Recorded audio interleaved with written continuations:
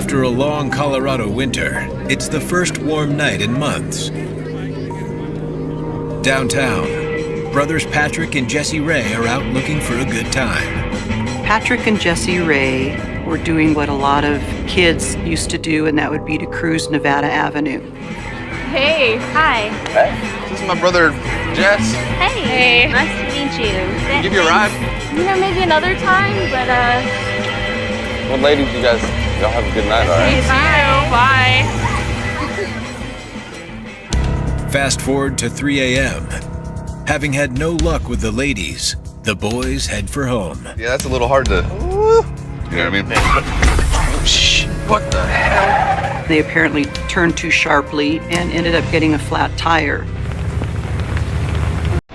Patrick pulls into a nearby parking lot. Son of a God. You got a flat tire, brother. All right. Start walking. I'm not walking. Yes, you are. Jesse said they were there probably 5 to 10 minutes trying to figure out what to do. And I guess Patrick was the one who told Jesse that he should get his other brother's vehicle and come back and pick him up. Am I going to get the car? Yes, you're gonna go get the truck. Yes, you are. It was a hike. He was like about 3 miles away from home.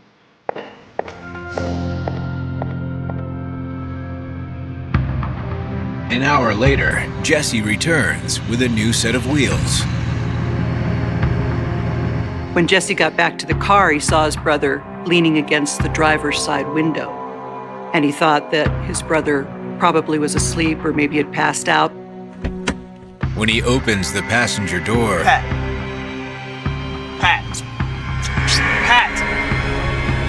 what? Pat! he discovers a gruesome scene. He tries to wake his brother up. And no response. Desperate to get help, Jesse drives to a nearby convenience store to call police.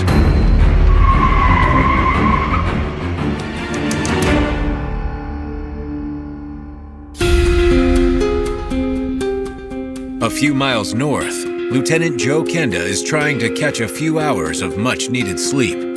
On the prior evening, we had a shooting where the person survived. Good for them. So by the time my phone rings, it's about 4:30. So I've had 2.5 hours of sleep. Hello? This is Joe. Dispatch tells Kenda that a 24-year-old has been found shot in the head in a parked car off Pikes Peak Avenue. All right, I'll be right there.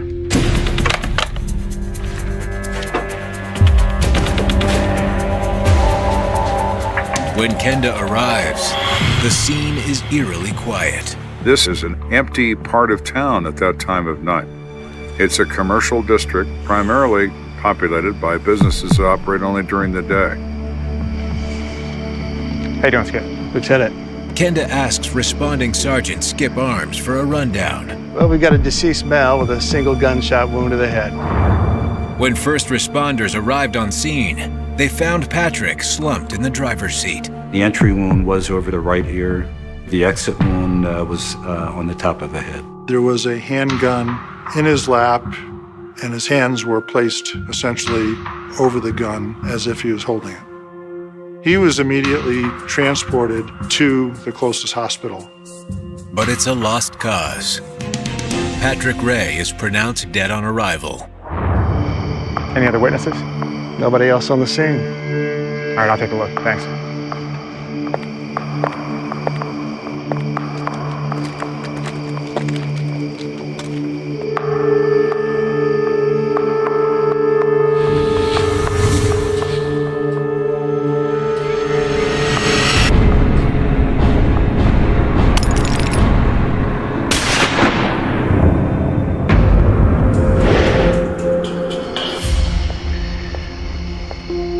Where's the weapon?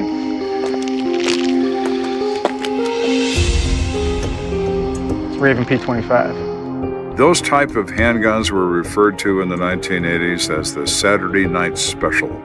They cost less than $100, brand new in a box. The gun's position in Patrick's lap suggests a possible manner of death. When death occurs or serious trauma injury occurs, the hand is going to release, and the weapon weighs a pound or two, and it's going to fall. So the position of the weapon and the position of his hand would indicate self-inflicted. Suicide is definitely a possibility, but Kenda needs something concrete to prove that theory. He scans the area around the car for additional evidence. There's a broken whiskey bottle. It's empty, thrown out after it was consumed, probably. We look at the left front tire of this vehicle and it's flat. They are doing basically what 20-somethings do. They're driving around in this car and drinking while they're doing it. Patrick, who's driving, is like Jesse. He's also been drinking. And he hits a curb with this car and blows out a tire.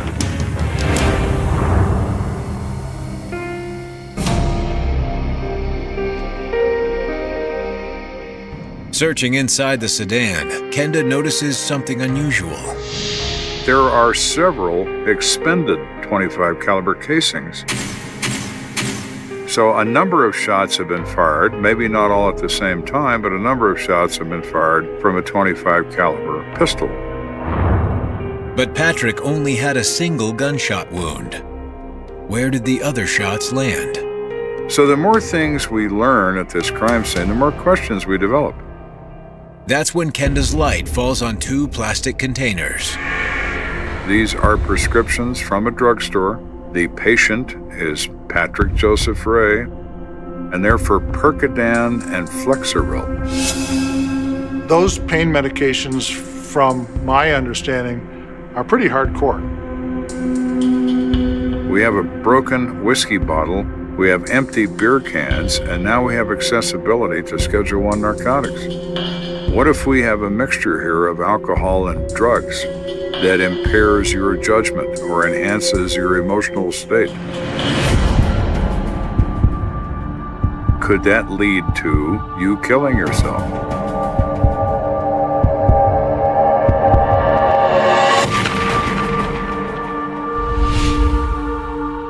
The first 5 minutes on that scene, I thought it was a no-brainer that we had a suicide. But the prescription drugs raise a number of new questions. What is he doing with this stuff at age 24? He's prescribed them by a doctor for some purpose. We just don't know what it is. While CSIs continue processing the evidence, Kenda heads back to the station, where Patrick's younger brother, Jesse Ray, is midway through a gut-wrenching sworn statement. And when I came to the car,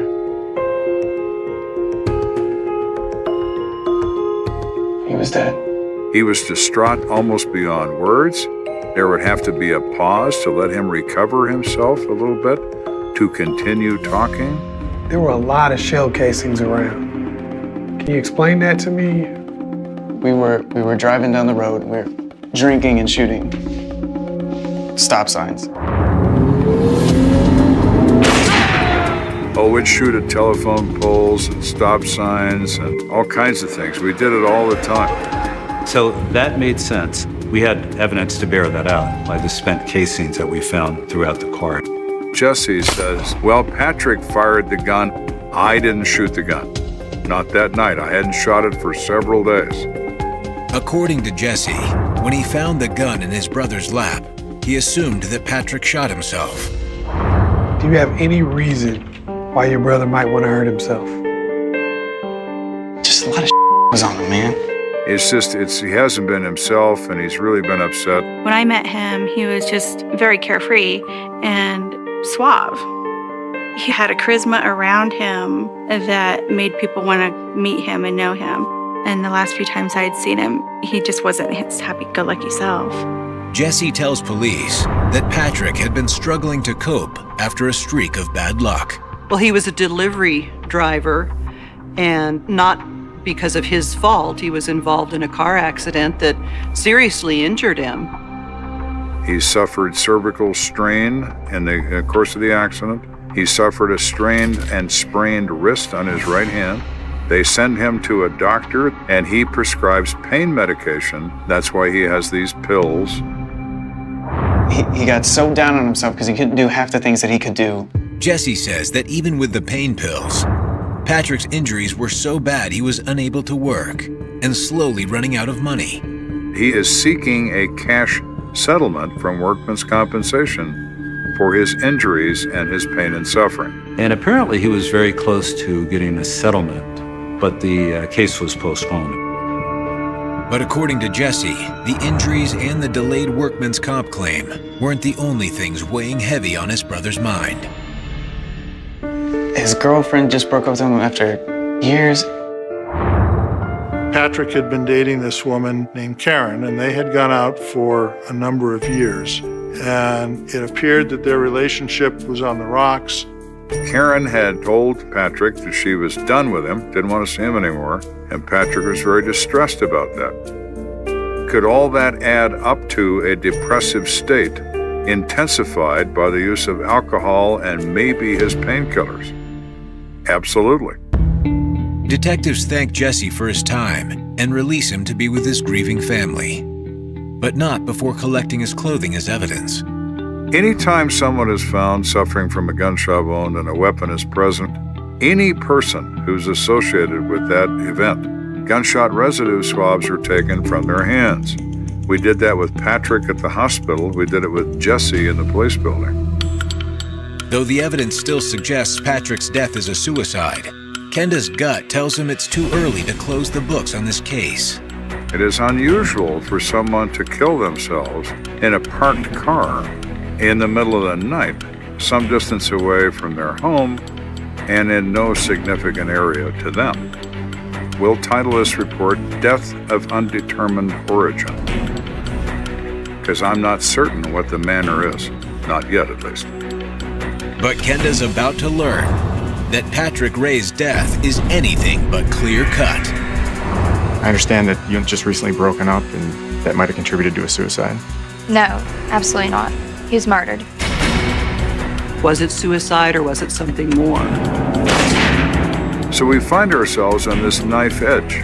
One side we fall to suicide, the other side we fall to homicide. Which one is it? I don't know. I don't. It's my job and my mission to get to the bottom of this.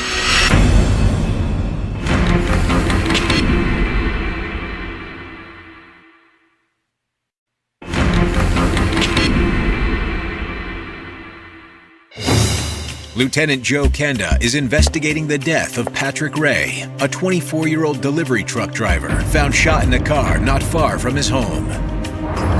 Evidence at the crime scene suggests Patrick took his own life, but Kenda is unwilling to rule out the possibility of murder.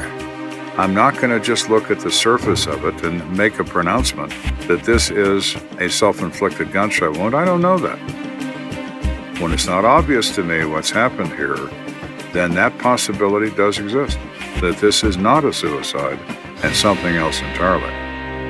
Through a statement given by the victim's brother, Kenda has learned Patrick was involved in a work-related accident that left him in excruciating pain.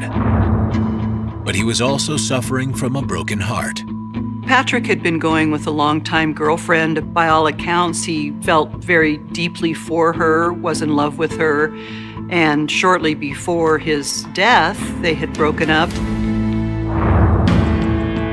So Kenda pays a visit to Patrick's ex-girlfriend, Karen Wilson, hoping she can paint a more detailed picture of their relationship. May I help you? Karen? Yes. I'm not Detective Kenda. This is Detective Moore. Is it possible we come in and talk about Patrick? Of course.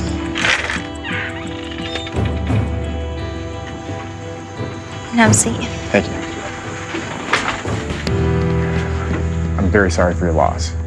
She is distressed about Patrick's death. My sister grieved long and hard about Pat's death. They loved each other.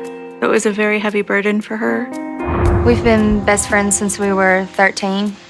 Best friends before we were dating and after. She explains that she has known him since she was 13 years old. This is much more than a casual kind of relationship. If anybody knows someone well, it would be Karen. So, in my opinion, whatever she has to say can be quite valuable. I understand that you and Patrick had just recently broken up, and that might have contributed to a suicide. No, absolutely not. He was murdered. Why would you say that? Things started to get more tense for Pat, but I don't think that he was suicidal by any means. Now what is this? What it becomes for me at that moment is a mystery. Now we need to know a lot more than we know about Patrick, his friends, what he does, all the dynamics associated with this event. Can you think of anyone that would want to hurt him or anyone that he didn't get along with? David Bromley. She says, oh yeah, there's David Bromley. And I looked at her, I certainly knew that name. David Bromley is a monster. Known as the Citadel Rapist, David Bromley terrorized the Colorado Springs community before his capture. This guy was an absolutely brutal rapist who hit women in the parking lot of the Citadel, which is a shopping mall, in a nice part of town. There had been a lot of women in apartments and so forth around that area that had been attacked.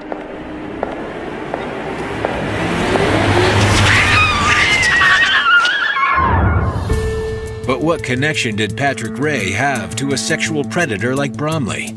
Just by bizarre quirk of fate, he and Patrick wound up sharing an apartment for a little while. That piqued our interest because we know David Bromley is a bad dude.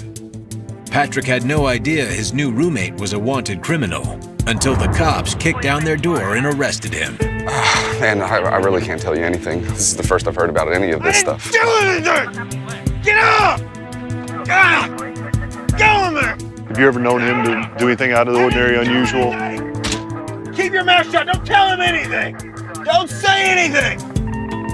All right, just ignore him right now. Talk to me, okay? At trial, Patrick's testimony helped put David Bromley behind bars. Patrick testified against him in these proceedings, saying that he wasn't home at certain times and knew other facts that were very damaging to Bromley. And after he testified, Bromley went nuts, stood up, threatened him, I'll get you, I'll kill you if it takes me 40 years, and is handcuffed and dragged out of the courtroom by the bailiffs. Bromley is violent and is a repeat offender and therefore is very dangerous. And I consider that to be the personality that absolutely would either carry out a murder or try to arrange one.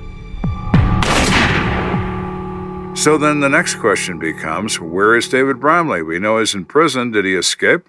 A call to the Colorado Department of Corrections reveals that David Bromley is still behind bars, but that doesn't rule him out as a suspect. We've seen in the past where people who are on the inside have friends and connections on the outside, and they're able to have them carry out tasks on their behalf. If you are incarcerated, you probably have access to really an impressive array of criminals. How you doing, Detective Kenda? Is it possible you could pull me the records of a David Bromley, including his visitor and phone call logs? Bromley? Bromley. So we go to the prison and we start looking through the records. Who does he know? Who does he meet? Who comes to see him? That gets us nowhere. He doesn't call anybody. He doesn't get any mail. Nobody comes to visit. He has no contact. Are you sure this is everything? Yes, sir, that's everything we have. All right, great. Thank you. So we don't find anything that would translate into his ability to cause someone else to end the life of Patrick Ray. It's like, okay, if you have bad guy A and dead guy B, there has to be a connection. And in fact, there just wasn't. With his best lead a dead end, Kenda digs deeper into Patrick's life. He turns to a new source, the owner of Patrick's car. Jesse said that his brother Patrick is buying this car on a basis of monthly payments from a friend of his named Tom Burkholder. So it's a gentleman's agreement for the purchase of a car. Can I help you guys? Tom? Yeah. I'm Detective Kenda. This is Detective Moore. I want to ask you a couple questions about Patrick Ray. Shoot. Can you tell me about Patrick? I mean, he was a great guy. He was basically like a brother to me. Tom Burkholder speaks highly of Patrick, but like Patrick's brother Jesse, Tom expresses concern about his friend's use of high-octane painkillers. He had an accident a while back and has done some medicated painkillers. He says when he started taking this medication for pain, that he really, really liked it. And he became addicted to it. Even though they're well-intentioned up front, the continued use of those prescription pain medications does lead to addiction in a fair number of people. He was in pain. He'd been really badly injured. Was he managing it well? No. Did he have a lot of options? No. I mean, it's not an uncommon story. But Tom Burkholder says the pain meds were a gateway to even harder drugs. After that, he kind of got into some dealings with cocaine. That opened up another door for us. Buying drugs is a very dangerous game to play. Not just the drugs might kill you, but the people selling them might too.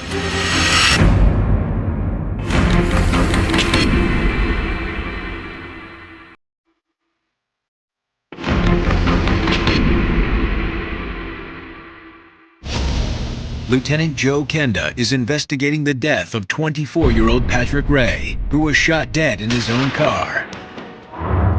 Kenda has just learned that his victim may have headed down a dangerous path. Patrick gets in this accident, which is not his fault, and he very easily slides into this pattern of addiction based initially on trying to recover from pain.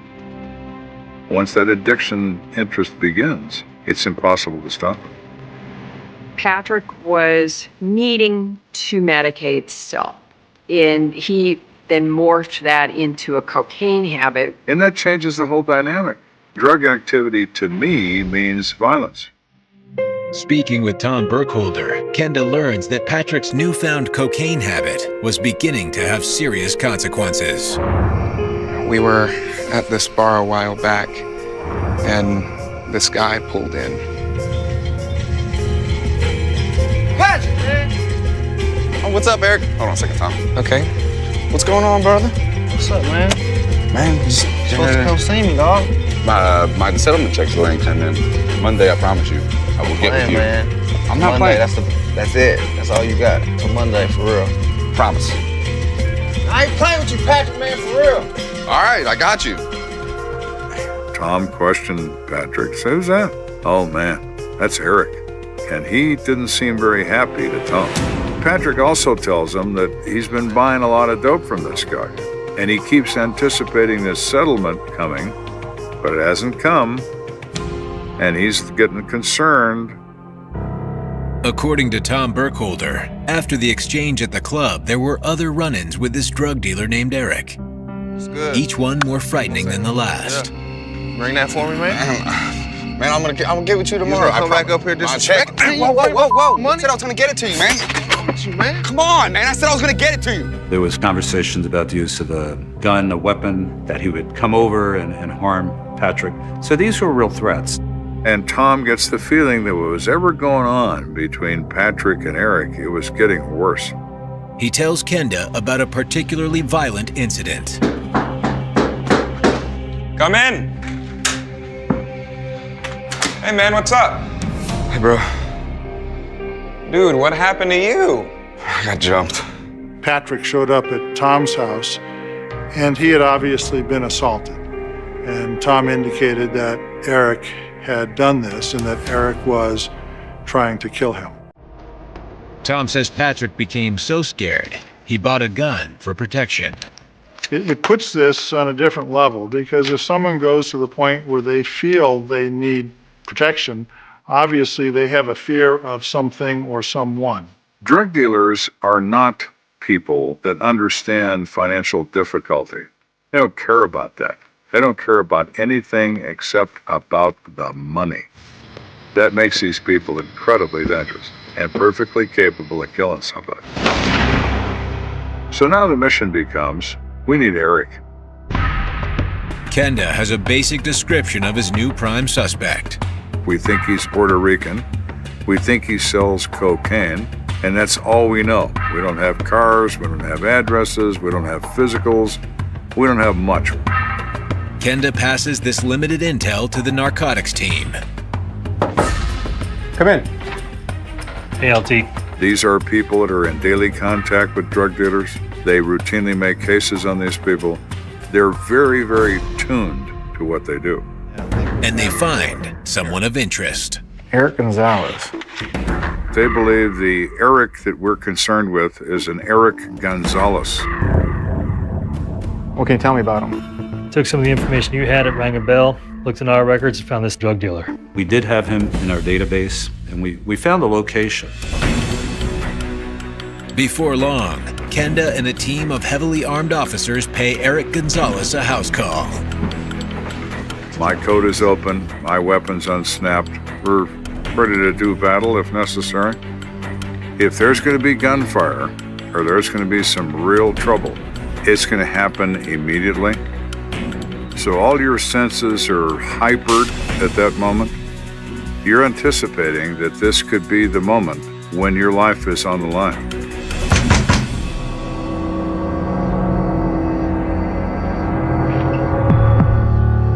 You Eric Gonzalez? Yes, can I help you?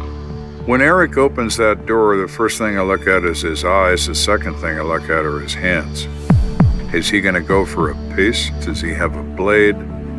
Is he going to confront us? We're investigating the murder of Patrick Ray. Oh man, I don't know anything about a murder. I don't have nothing to do with the murder. He just starts babbling. Man, I don't know what you're talking about. Listen, we know you sell drugs. We know that you were selling drugs to him. I don't care about dope. What I care about's a dead guy. And the dead guy that I care about is Patrick Joseph Ray. Well, now, Eric, Patrick is no longer with us. And maybe you're responsible for that. What do you got to say about that? We come in and talk to you?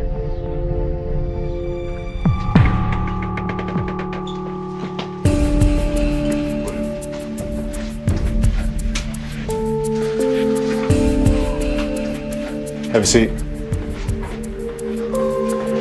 You guys want to go look around? All right. We know you were selling drugs to Patrick. We also heard that you also threatened him, and that you hit him. Yeah, just minor. There's nothing. He admitted he threatened him. He admitted he punched him a few times. It's how you instill fear in people and make them pay their debts. But Patrick always did. Not at the speed that Eric liked, but he always did pay. Where were you the night that he died? Me and my girlfriend were hanging out with some friends. You were there the whole night? Yeah, we stayed the night there. You never left and came back? Never. You just give me the names and numbers. Okay, we're going to confirm that, and we're going to do that right now. So who are these people? Where are these people? Where do they live? Where would they be right now? Want to check those out? Eric's alibi now hinges on his friends. People will not lie for someone to the police. People don't like to get involved in something they're not already involved in. You check out? Everything checked out. He was there the whole time. That's what they said. Oh yeah, he was with us. We were all together. We were drinking. We had a party. We spent the night. They were all there. No one left. Okay. Thank you. There was no indication that Eric was anywhere near the crime scene. All right, well, thank you for your cooperation. If we hear they're still selling drugs, we're coming back. It seems Kenda's sole suspect had nothing to do with Patrick Ray's death. What am I left with? This line of work can be so frustrating. You think you're headed in the correct direction, you discover you're not. You think you're knocking on the right door, and it's the wrong door. With the investigation at a standstill, Kenda is forced to retrace his steps. My technique is always the same. Let's start over. Let me look at the evidence. Let me look at the pictures of the car. Let me look at the broken bottle. Let me look at these expended casings. Convinced there's a clue he overlooked, Kenda returns to the case file. I'm reading through all this typed information. Is there something there I'm not paying attention to? Is there something there I missed? And I see it. I see it. There. That is what I missed. Well, no.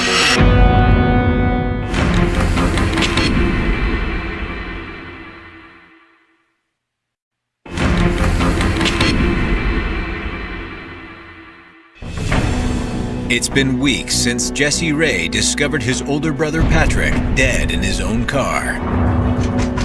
After running down a pair of bogus leads, Lt.Joe Kenda is back at square one. So I'm reading through Jesse's initial interview. I'm going over this to try to find something I missed, something I overlooked, something I didn't pay attention to at the time. And that is when I see it. Did you shoot your brother? Why would I shoot my brother? He's answering a question with a question and not a denial. That bothered me. That's a question they don't want to answer. By not offering a denial, that is very suspicious to me. It tells me that this person is lying. Perhaps, but it seems Jesse would have no reason to shoot his own brother. So what is he lying about? As Kenda tries to solve this riddle, another piece of evidence lands on his desk. Come in. We have been waiting all this time for forensic results on our clothing we took from Jesse and the gunshot residue tests we took from Patrick and Jesse. I get my results, and they are telling. In his original statement, Jesse told police that while they cruised around town, Patrick was firing off shots from his .25 caliber pistol. The gunshot residue tests say otherwise. The products of gunshot will rest on hands from a cloud of gun smoke when a weapon is discharged. The results of Patrick's GSR test were inconclusive. No evidence to say whether he'd fired a gun or not. If he had shot the gun and still had it in his hand, there's a much higher probability that there'd be a higher presence of residue. In the case of Jesse's gunshot residue test, the examiner describes it as a point of interest. What does that mean? Well, it means that his results were higher than his brother's. The tests on Jesse's clothes are even more suspicious. Jesse said, when I got in the passenger side of the car, I put my hand on his chest, I put my other hand behind his head, I shook him, and apparently the blood got on my clothes as a result. The clothing we submitted had high-velocity blood spatter on the shirt and on the pants. In high-velocity blood spatter, you get a mist effect in addition to larger droplets of blood that are transferred in flight at high speed from a gunshot wound source because of the supersonic nature of bullets. There is nothing inconclusive about that blood. He is in close proximity when his brother is shot. So now I'm sitting there armed with this information, and I'm trying to assemble a series of facts that work in my head. How could this have happened?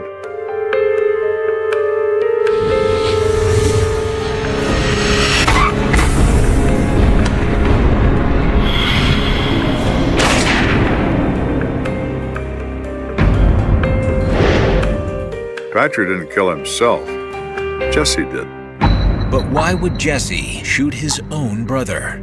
Everybody says that these are loving brothers and that Jesse worships Patrick and would do anything Patrick says and so on. But they're still brothers. There's always hidden dynamics in families, old hatreds, old dislikes, unresolved issues between brothers that could play a part in this as well. We were very interested in learning, was there any friction between Jesse and Patrick, and looking for a possible motive. It's time to talk to Jesse some more. Detectives bring Jesse in for another interview. Once the physical evidence was there It gave us a very good foundation to ask the right questions. It becomes a tool you can use in an interrogation to elicit a statement. Can I lie to someone to cause them to talk to me? Can I be careless with the truth? Can I imply something that maybe isn't true? Of course I can. That's not a threat, and it's not a promise. It's a game. And we're going to see if you're any good at playing this game.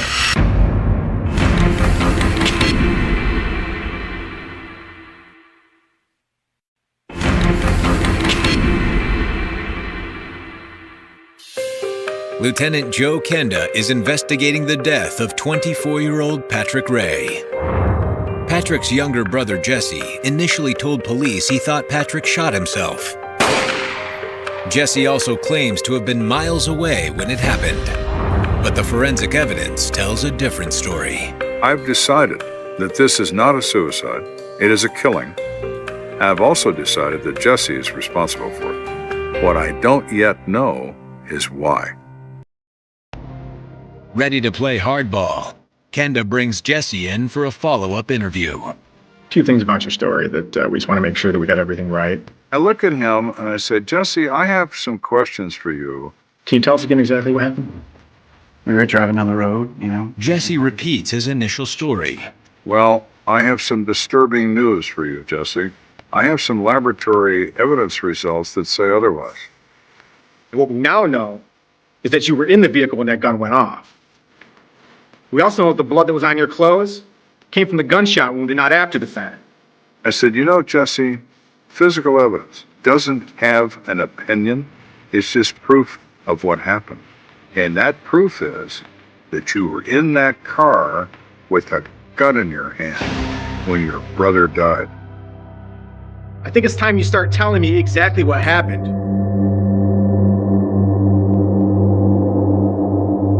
I shot him.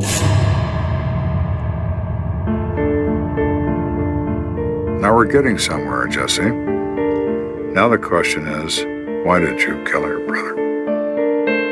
Jesse, are we talking about Cain and Abel here? That you secretly hated him and you saw an opportunity to rid the world of him? Is that what we're talking about? What's up, little brother? It's girl-sized. And then the story just sort of got sadder and more adolescent and stupid. It was an accident. Tell me what happened. The truth. If someone says to me it was an accident, prove to me that it was. We were driving, we were drinking and having a good time. Jesse's story begins as it always has. During their joyride, Patrick fired his gun at a passing stop sign. Now, he says Patrick told him when he fired that shot out the window, that was the last bullet in the gun. He's very sure about that. He said it was the last bullet. A few minutes later, their ride was cut short. Son of a... You got a flat tire, brother. You gotta get the truck. I'm not going to get the truck. You go get the truck. You're getting the truck. I'm not going to get the truck. Whoa, get that gun out of my face. I was playing with it, and Patrick got mad at me, and I looked at him and I said, why? It's not loaded. Look.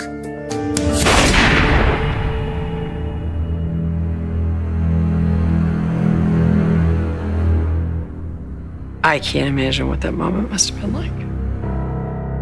You pull that trigger and you actually feel a bullet leave the chamber because you know that gun bucked. I mean, it makes your hand go numb to even think about it. You're in shock. You're there with the smell and the blood and the emotion, and then right away thinking, now what do I do? Jesse tells Kenda that's when the panic set in. How can I face my parents and tell them that I shot Patrick? He was terrified of having to tell his family. And so he felt like he had to come up with another story. So he thought of the suicide angle. After placing the gun in Patrick's lap, Jesse walked home, got the truck, drove to a convenience store and called 911. He then headed back to the parking lot to meet the police. It's the confession Kenda had been hoping for, and this time it feels like the truth. I don't think he intended to kill his brother. It's not Cain and Abel. It's Jesse being an idiot. That gun looks the same whether it's unloaded and empty or it has 6 rounds in the magazine and 1 in the chamber and it's cocked. There's no way to tell by just looking at it.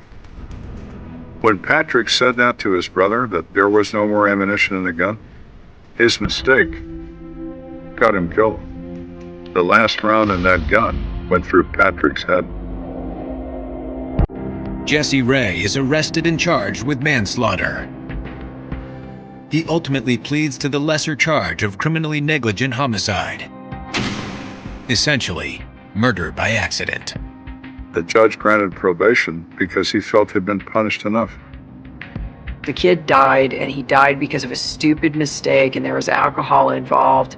I'm not certain that there's introspection that could have gone on that is more than he will probably be doing himself every day of his life.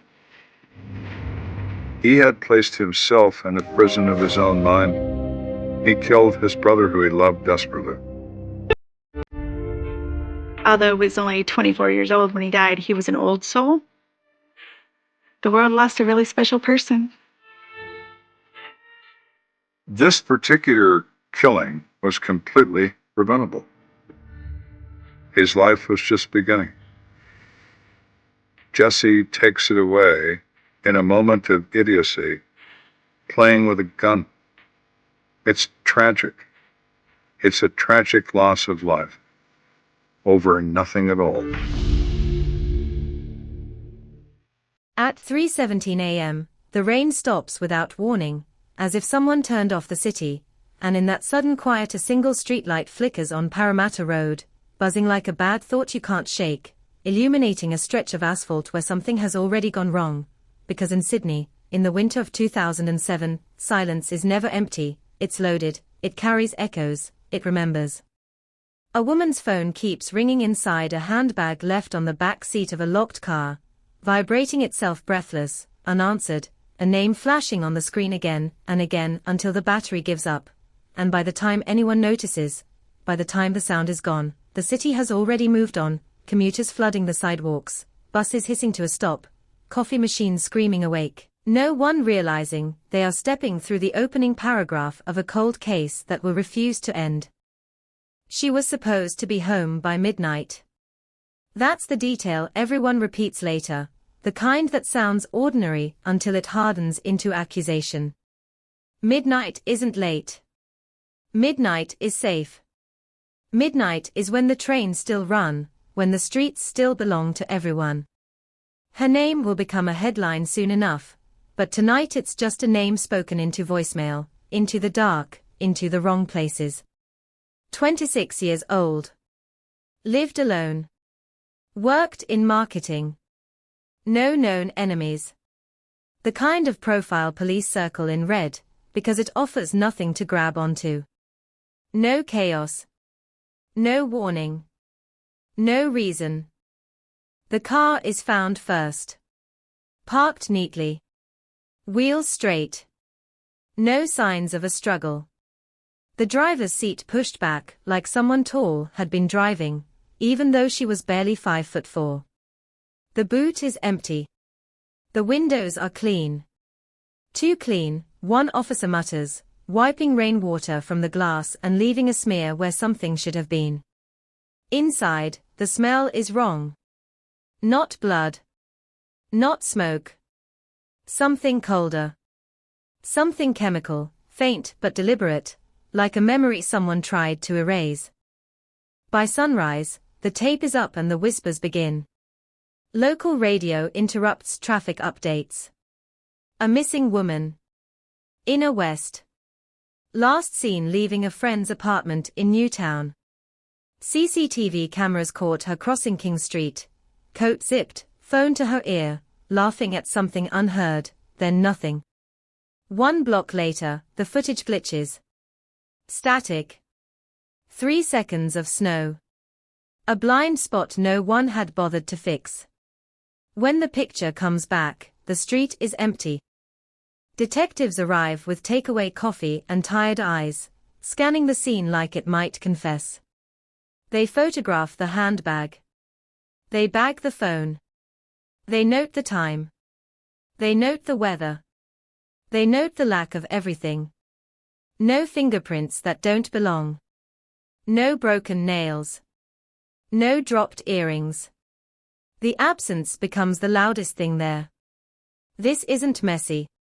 This is careful. Neighbors remember things after the fact. They always do. A door slamming too hard. A car idling longer than usual. A man standing under a streetlight, smoking, watching nothing. Each memory arrives late, distorted, bent around fear and the sudden desire to be useful. Police write it all down anyway, building a house out of smoke. Her apartment is untouched. Bed made. Dishes drying. Laptop open on the kitchen table, an email half-written, unsent.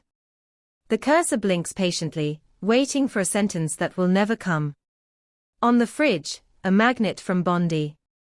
On the counter, a receipt dated that same night, proof that she existed, that she moved through the city buying small things, leaving paper trails that now feel obscene in their normality. By day 3, the word cold hasn't been used yet, but everyone is thinking it. Search teams comb parks and waterways. Divers sink into brown water that smells like rust and secrets. Posters go up on poles and bus stops, her face multiplying across the suburbs, smiling in different lighting, different years, the same eyes asking the same question. Have you seen me? Someone must have. The media finds the story's rhythm quickly. Young woman. Safe neighborhood. Vanished. Experts speculate. Friends cry on camera.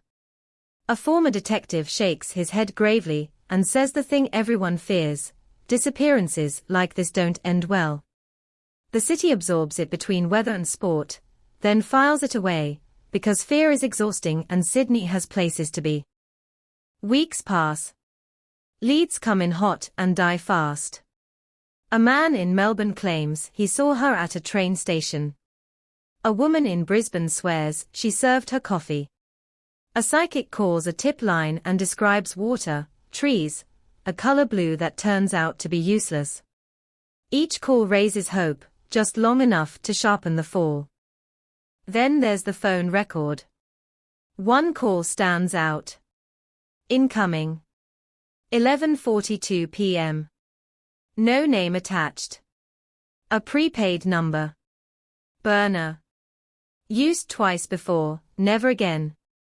The call lasts 47 seconds. No voicemail. No text.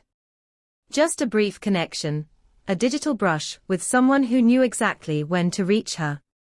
Detectives stare at the data like it might blink back. This is something. This is not nothing. They trace the signal as far as it will go. A tower near Petersham. Hundreds of phones. Thousands of people. The net is too wide. The city shrugs. The trail goes cold, not with a bang, but with paperwork, with forms stamped and filed, with a box slid onto a shelf. By the end of the year, the task force is quietly downsized. New cases need desks. New victims need time. Her family keeps calling. Keeps asking about the phone. The car. The smell. They are told the investigation is ongoing, which is police language for waiting. Years layer themselves over the case like dust. 2008, 2009. 2010, the posters fade to white ghosts. New buildings rise where old ones stood. The streetlight on Parramatta Road is replaced, its buzz gone, its memory not. Detectives retire. Witnesses move. The city forgets how loudly it once whispered her name. But the file remains. Thick. Heavy. In it, details that never quite line up. The seat pushed back. The missing CCTV seconds. The chemical trace that doesn't match anything in the database at the time. A note scribbled in the margin by a junior analyst, feels staged. Underlined twice. Every cold case has a heartbeat. This one never stops. It just slows, waiting. Waiting for technology to catch up. Waiting for someone to talk. Waiting for a mistake. Some nights, someone still drives past that stretch of road and swears the air feels different there, heavier, like the city is holding its breath. Unsolved cases do that. They don't stay in folders.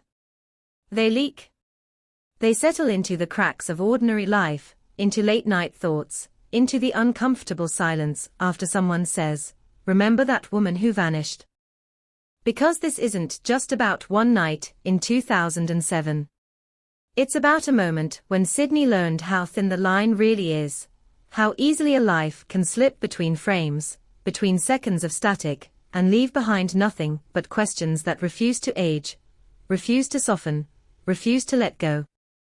The first real crack in the calm comes months later, not with a discovery, but with a contradiction, the kind that slips quietly into the file and then refuses to leave, because one technician, rechecking the evidence logs at 2 a.m, notices that the time stamp on the chemical analysis doesn't match the chain of custody form, off by just under an hour. A clerical error maybe, except the lab was closed at that time, lights off, doors locked, alarms armed, and suddenly that faint smell inside the car stops being a footnote and starts feeling like a message written in invisible ink.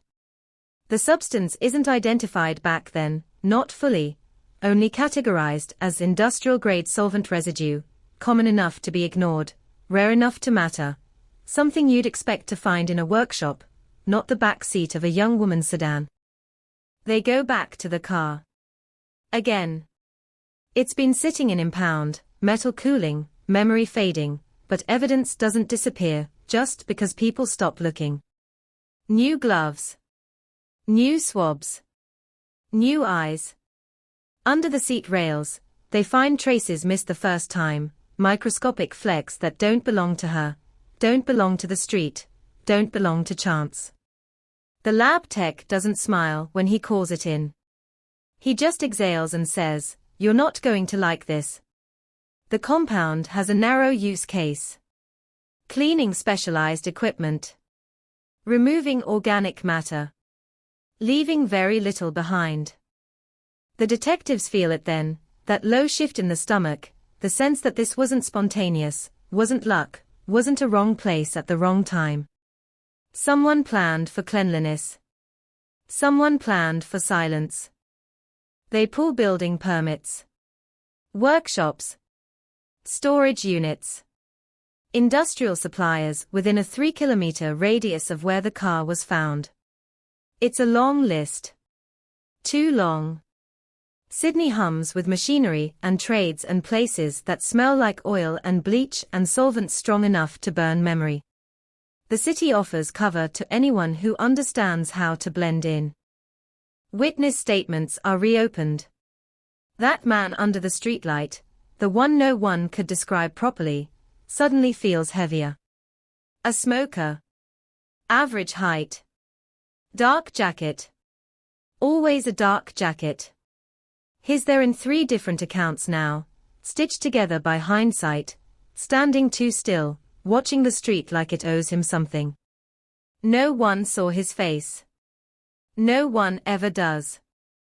Then there's the call. The burner phone refuses to stay quiet in the file, 4 to 7 seconds glowing like a bruise. Analysts map the pings again, using updated software, sharper teeth. The call originates closer than they thought, not Petersham exactly, but drifting, mobile, a signal hopping towers like someone walking, or riding, or driving slowly, deliberately, staying just ahead of certainty. Whoever made that call didn't stay put. They moved. Her friends are interviewed again. New questions this time. Not who would hurt her, but who noticed her? Who lingered? Who asked strange things? Someone remembers a man at a bar weeks earlier, not threatening, not charming, just attentive in the wrong way, asking where she parked, which train she took home, framed like small talk, forgotten until now. Another friend recalls her mentioning a missed call from an unknown number days before she vanished, joked about telemarketers, laughed it off. The laugh doesn't land the same way anymore. The case breathes again. Quietly. Internally. No press conference. No headlines. Just movement in hallways and lights on after hours. Cold cases don't like attention, they thaw better in the dark. Then a storage unit surfaces. Not because of the case, not directly, but because of a default notice. Unpaid rent. Unit cleared. Contents auctioned. The inventory list is mundane until it isn't. Cleaning supplies. Gloves. Tarps. A portable light rig. And a jacket, dark, heavy, with a faint chemical smell that makes the auction worker's nose wrinkle. It's logged. Forgotten.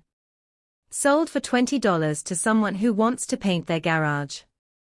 The connection comes later, painfully late, when a junior detective, cross-referencing solvent suppliers, notices the address tied to that storage unit appears twice, once in a vendor's delivery log, once in a list of vehicles flagged near the disappearance, a white utility van caught on traffic cam 2 streets over, plate partially obscured, never identified. The name on the storage lease is common. Too common. The kind that dissolves under pressure. They knock anyway. The address leads to a duplex with peeling paint and a lawn gone feral. The occupant is cooperative. Middle-aged. Works maintenance. Says he travels for jobs. Says he barely remembers 2007. People always say that. His hands are clean. His answers smoother than they should be. When asked about solvents, he laughs. Says it's part of the job. When asked about the storage unit, he blinks once too slowly. Says he let it go years ago. There's nothing to hold him. Not yet. The interview ends with a handshake that feels like a failure. Time does what time does. It stretches. It erodes.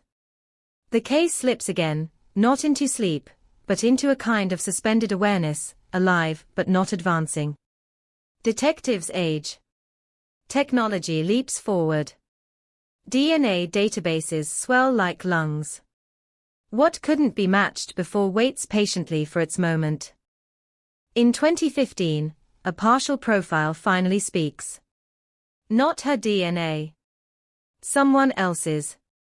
Found on a glove fiber mist, misfiled, rediscovered during a digitization push. The profile is thin. Incomplete. But it's male. And it's not in the system. Not yet. They run it anyway. Again. And again. Each time the same answer, no match. Somewhere, someone exhales in relief, not knowing why. The community hasn't forgotten, not entirely. True crime podcasts resurrect the story, dramatize the night, the rain, the flickering streetlight.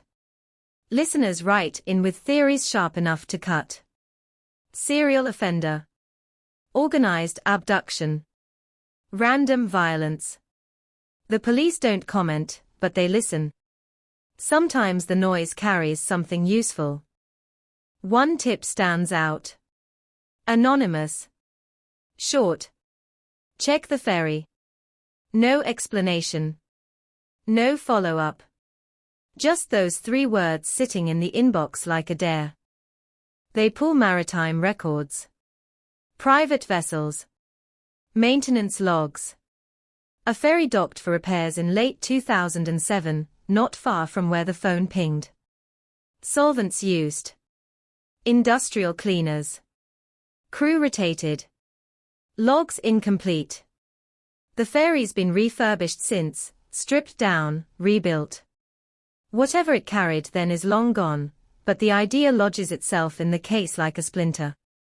Movement. Water. Cleaning agents. A place where sound disappears. Nothing comes of it. Not officially. But the shape of the case changes again, widening, breathing. Her family marks anniversaries with quiet rituals. A candle. A walk. A refusal to say past tense. They push when they can. They endure when they must. The not knowing is its own sentence.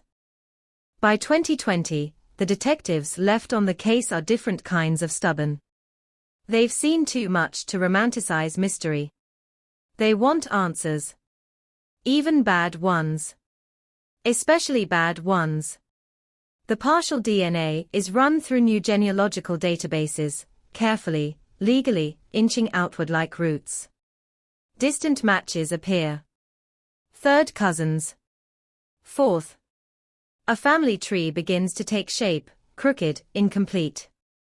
Names surface. 1 is familiar. 2 familiar. The maintenance worker.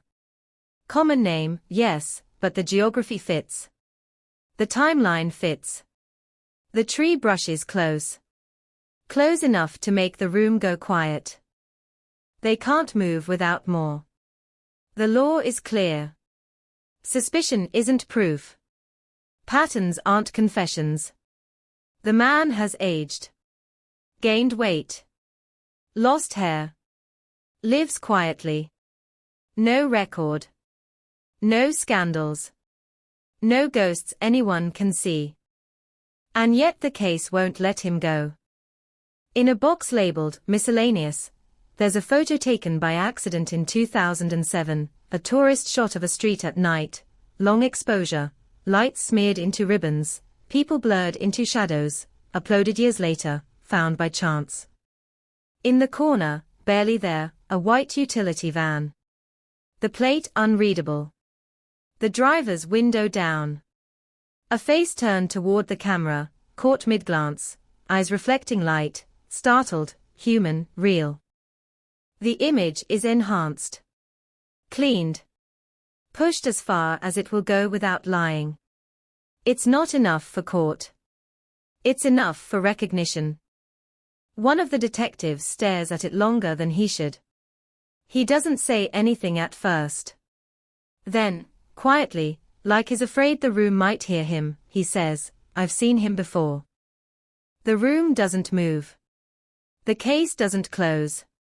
The city keeps breathing. But something has shifted again, deep and irreversible, because unsolved doesn't mean untouched, and some stories don't end when they go quiet. They just wait, patient and sharp, for the moment when silence finally cracks. Memory is a dangerous thing in a case like this, because once a detective says a sentence out loud, "I've seen him before," the past stops being fixed and starts rearranging itself, files reshuffle in the mind, old interviews replay with new emphasis, pauses stretch longer, smiles feel rehearsed, and suddenly a man who once blended perfectly into the background begins to cast a shadow that doesn't quite line up with the light. The image from the tourist photo circulates quietly, printed, pinned, stared at until the pixels feel like skin, and no one says the name yet, because naming gives things power, and power without proof is how cases die.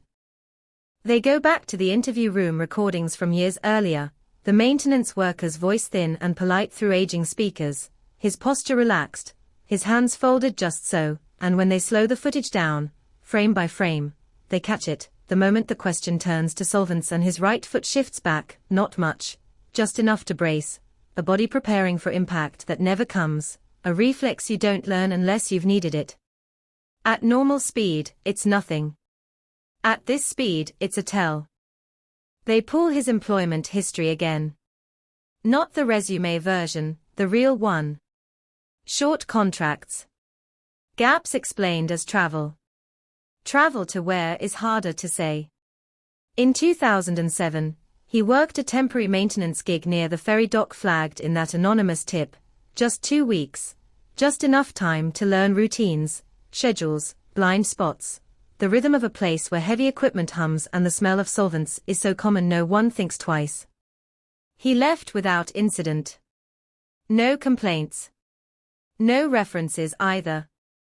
Financial records surface next, dragged up by new warrants and new patients. Nothing flashy. No sudden wealth. But there's a pattern to the cash withdrawals back then, small, spaced, deliberate, lining up with the purchase of a prepaid phone, the kind you don't register, the kind you throw away. One of those withdrawals lands on the same day as the 47-second call. Coincidences stack until they stop being coincidences at all. Still, it isn't enough. It never is. The law doesn't care how heavy a suspicion feels, it wants weight it can measure. So they wait. They watch. They circle. The man's life is narrow now. Work, home, the same pub on Thursdays. He talks to the bartender. He nods at the same regulars. He never mentions 2007. Why would he? The city has forgiven him by forgetting him, and he's lived inside that forgiveness for years, breathing easily, until the watching starts, subtle at first, then constant, eyes where there were none before. People feel that. Even when they don't know why. The partial DNA profile refuses to expand. The genealogical tree grows branches, but no trunk, too many common names, too many dead ends. Somewhere, a record is missing, a birth never logged, a test never taken. The past is full of holes, and the guilty know how to hide in them. Then a break comes from a direction no one expects. A woman in her late 40s walks into a station in the suburbs, hands shaking, voice steady in the way only people who have rehearsed something painful can manage. She says she heard a podcast. She says the story sounded familiar. She says she used to date a man like that, back around 2006, 2007, and he had habits that made her skin crawl even now. Cleaning obsessively. Keeping gloves in the car. Throwing things away the moment they were used. Once, she says, she found a handbag in his boot. Women's. He told her it belonged to a customer. She believed him. People believe what keeps them safe. She doesn't have the bag anymore. She doesn't have photos. She has memories and guilt, and a detail she's never told anyone, because it felt stupid at the time. The smell. A sharp, chemical smell in his car that night, strong enough to sting her eyes. He said it was work. He always said it was work. They take her statement carefully. Gently. Trauma is its own solvent, it erases edges, blurs timelines. But some things stay sharp, and her description of the handbag, color, scuff on the corner, broken zipper, matches the one found in the car on Parramatta Road. Matches too well. The room goes quiet again, that deep investigative quiet where everyone is thinking the same thing and no one wants to say it yet. They re-interview the man. This time, it's different. The questions are tighter. The silence is longer. He notices. Of course he does. His answers stay smooth, but sweat beads at his temple, and when they ask about the girlfriend, the one from back then, his eyes flick, just once, to the door. Fight or flight, choosing neither, stuck in between. They ask him for DNA. He refuses. Politely. Legally. It's his right. The refusal lands like a slammed door. Without consent, they wait for discard. Coffee cups. Cigarette butts. Anything. He's careful now. Too careful. He brings his own mug. He doesn't smoke. He wipes surfaces. Watching changes behavior, and behavior changes cases. Months drag. Pressure builds. The media starts sniffing around again, catching the scent of movement, and the task force clamps down, saying nothing, leaking nothing, because if this goes wrong, it goes wrong forever. Unsolved cases don't get many last chances. The break, when it comes, is quiet and cruel. A distant relative uploads DNA to a public database, chasing family history, bored on a weekend, unaware of the door they're opening. The system pings. A closer match.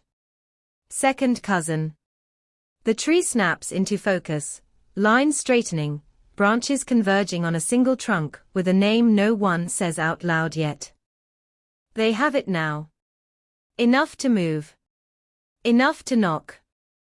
The warrant is executed at dawn, because that's when people are most honest, caught between sleep and story.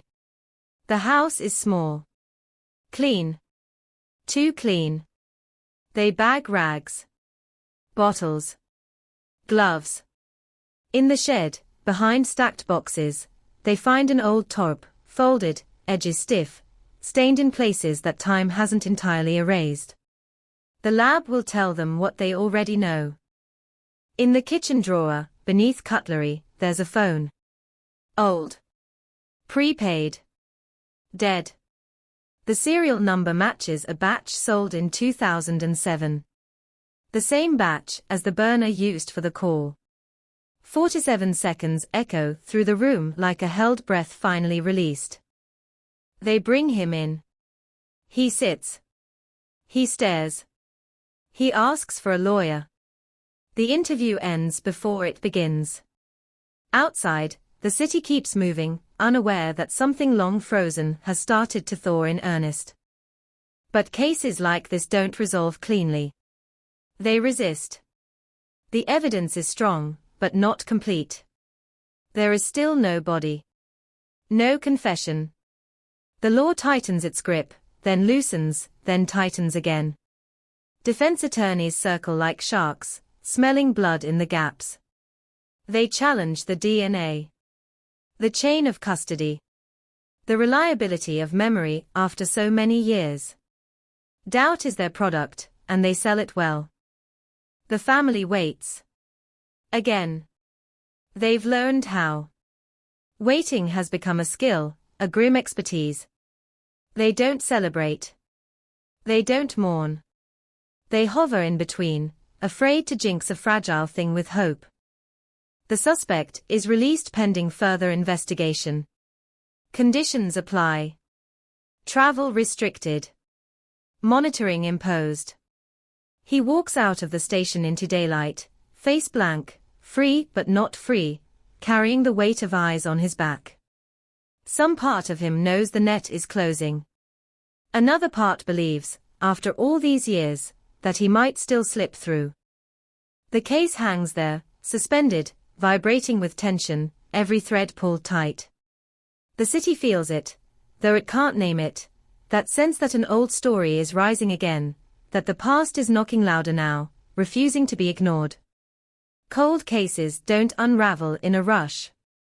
They come apart slowly, painfully, thread by thread, and sometimes, even when you're close enough to see the pattern, close enough to smell the truth, the final knot holds.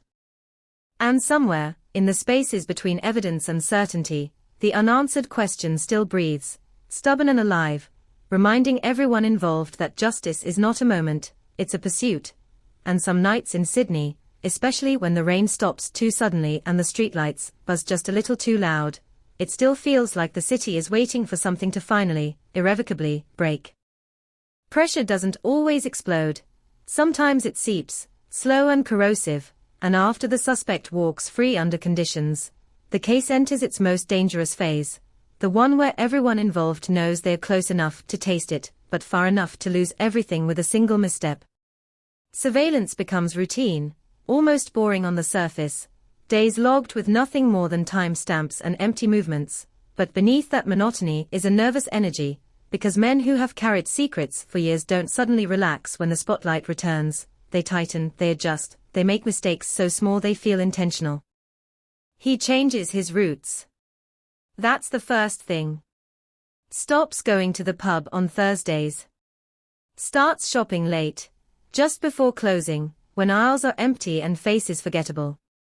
He drives farther for fuel, pays cash, avoids cameras when he can. None of it is illegal. All of it is loud. The kind of loud only people who are listening can hear. The top from the shed comes back from the lab with answers no one says out loud at first. Degraded biological material. Too old for a clean profile. Enough to suggest transport, containment, an attempt at erasure. Defense will argue contamination, coincidence, bad science. Prosecutors already know that. They also know juries don't live in laboratories, they live in stories, and this story is sharpening. The phone is worse. Or better. Depends on where you stand. Forensics pulls fragments from it, ghosts of data clinging to dead silicon. Location caches. Partial logs. Nothing complete, nothing clean, but enough to place the device in motion that night, tracing a path from Newtown toward the inner west, looping, hesitating, then stopping near the ferry dock for nearly an hour before going dark forever. Movement with purpose. Movement with time to spare. They overlay it with traffic data. With ferry maintenance logs. With weather reports. Rain stopping suddenly at 3:17 a.m. again and again, like a refrain. The pattern hums. The city, unwitting, provided cover, noise, exits. Still no body. Still no weapon. The absence remains the defense's favorite witness. A closed-door meeting turns heated. Charge now or wait. Risk a trial built on inference and time, or gamble that patience will deliver something irreversible. Families don't like patience. Neither do headlines. The lead detective, older now, voice worn thin, says something that lands hard in the room. If we rush this and lose, we lose forever. No one argues. They just nod, tight-jawed, because everyone there has seen a case die on the altar of urgency. And then, unexpectedly, the suspect talks. Not to police. To a co-worker. A small thing. A throwaway line during a lunch break. They're discussing a missing person story on the radio, another case, another face, and he says, too casually, most people don't understand how easy it is to disappear someone in a city. He laughs after. A soft laugh. The co-worker doesn't. The tip comes in an hour later. Recorded. Time-stamped. Pure. They bring him in again. Not for interrogation. For conversation. The kind designed to make people fill silence. He's thinner now. Sleep-deprived. His lawyer sits beside him, eyes sharp. They don't push. They circle. Talk about pressure. About how long secrets last. About how cities remember things even when people don't. He listens. Says nothing. But when they mention the ferry, his jaw tightens, just for a second, and the room feels it like a dropped glass. The prosecution starts drafting anyway. Quietly. Contingencies stacked on contingencies. They know what's missing. They know what would end this. They just don't know where to find it. Then nature intervenes, careless and exact. A storm hits the coast harder than expected, ripping through old infrastructure, tearing at places no one's checked in years. A section of shoreline near an abandoned industrial inlet collapses, coughing up debris the tide had been holding down. The council sends crews. One of them finds fabric tangled in rusted metal, buried deep, protected from light, from decay. Police are called because that's what you do now when anything feels wrong.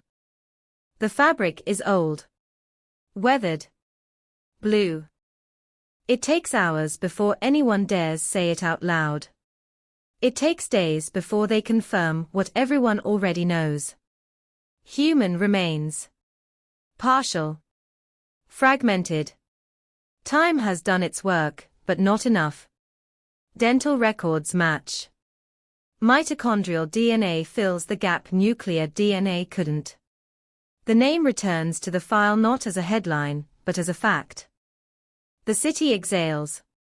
Then holds its breath again. They arrest him that night. No dawn. No drama. Just a knock, a warrant, metal on wrists that shake despite years of practice pretending not to care. He doesn't resist. He doesn't speak. In the back of the car, passing streetlights strobe across his face, and for the first time, he looks exactly like the man in the photograph, caught mid-glance, startled, human, real. The charge reads heavy. Murder. After all these years, the word lands like a verdict even before a trial begins. Cameras flash outside the station. Reporters resurrect old footage, old smiles, old grief. The family is notified before the news breaks. They cry. Not relief. Something messier. Something earned. Court will take months. Years, maybe. Defense will fight every inch. They always do. Evidence will be weighed. Memories dissected. The past put on trial alongside a man who thought he'd outrun it. But tonight, in Sydney, something has shifted at last. The case is no longer suspended. No longer only a question.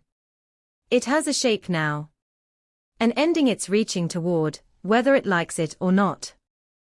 And still, even with an arrest, even with remains, the case refuses to fully release its grip, because answers don't erase years. They don't restore time. They don't silence the echo of a phone ringing unanswered in the dark. Some mysteries, once opened, never really close. They just stop bleeding into the present and settle into history, heavy and permanent. As the city quiets again, rain threatening but not yet falling, one truth lingers in the air, undeniable and sharp. Cold cases don't unravel because time is kind, they unravel because time runs out. And eventually, no matter how careful you are, no matter how clean you plan to be, the past finds a way to surface, demanding to be seen, demanding to be named, and refusing, absolutely refusing, to disappear. The courtroom smells like old wood and recycled air, a place designed to drain color from everything it touches, and as the trial begins, Sydney learns that resolution is not a single moment, but a slow, grinding process that asks everyone involved to relive what they thought they had survived.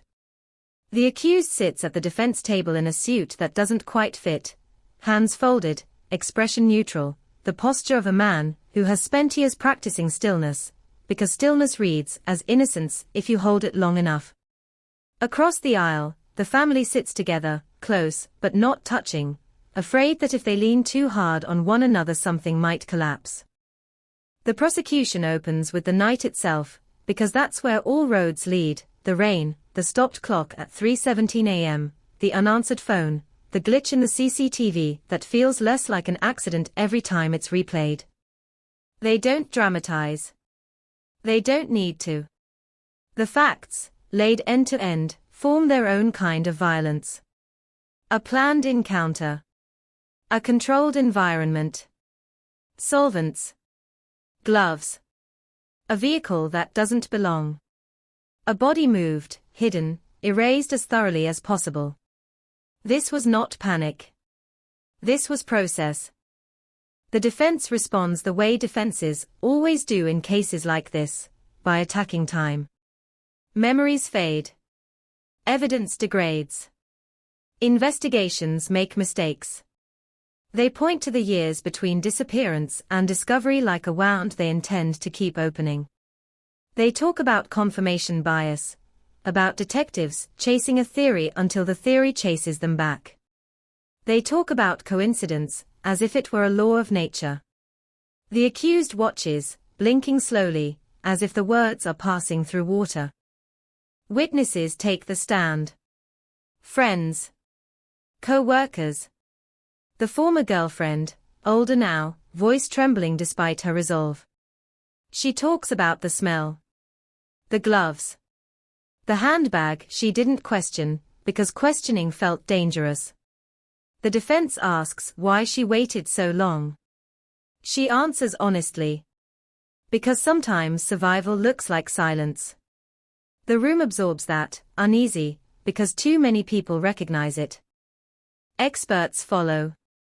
DNA analysts explaining partial profiles and genealogical mapping, family trees drawn in clean lines that hide how fragile they really are.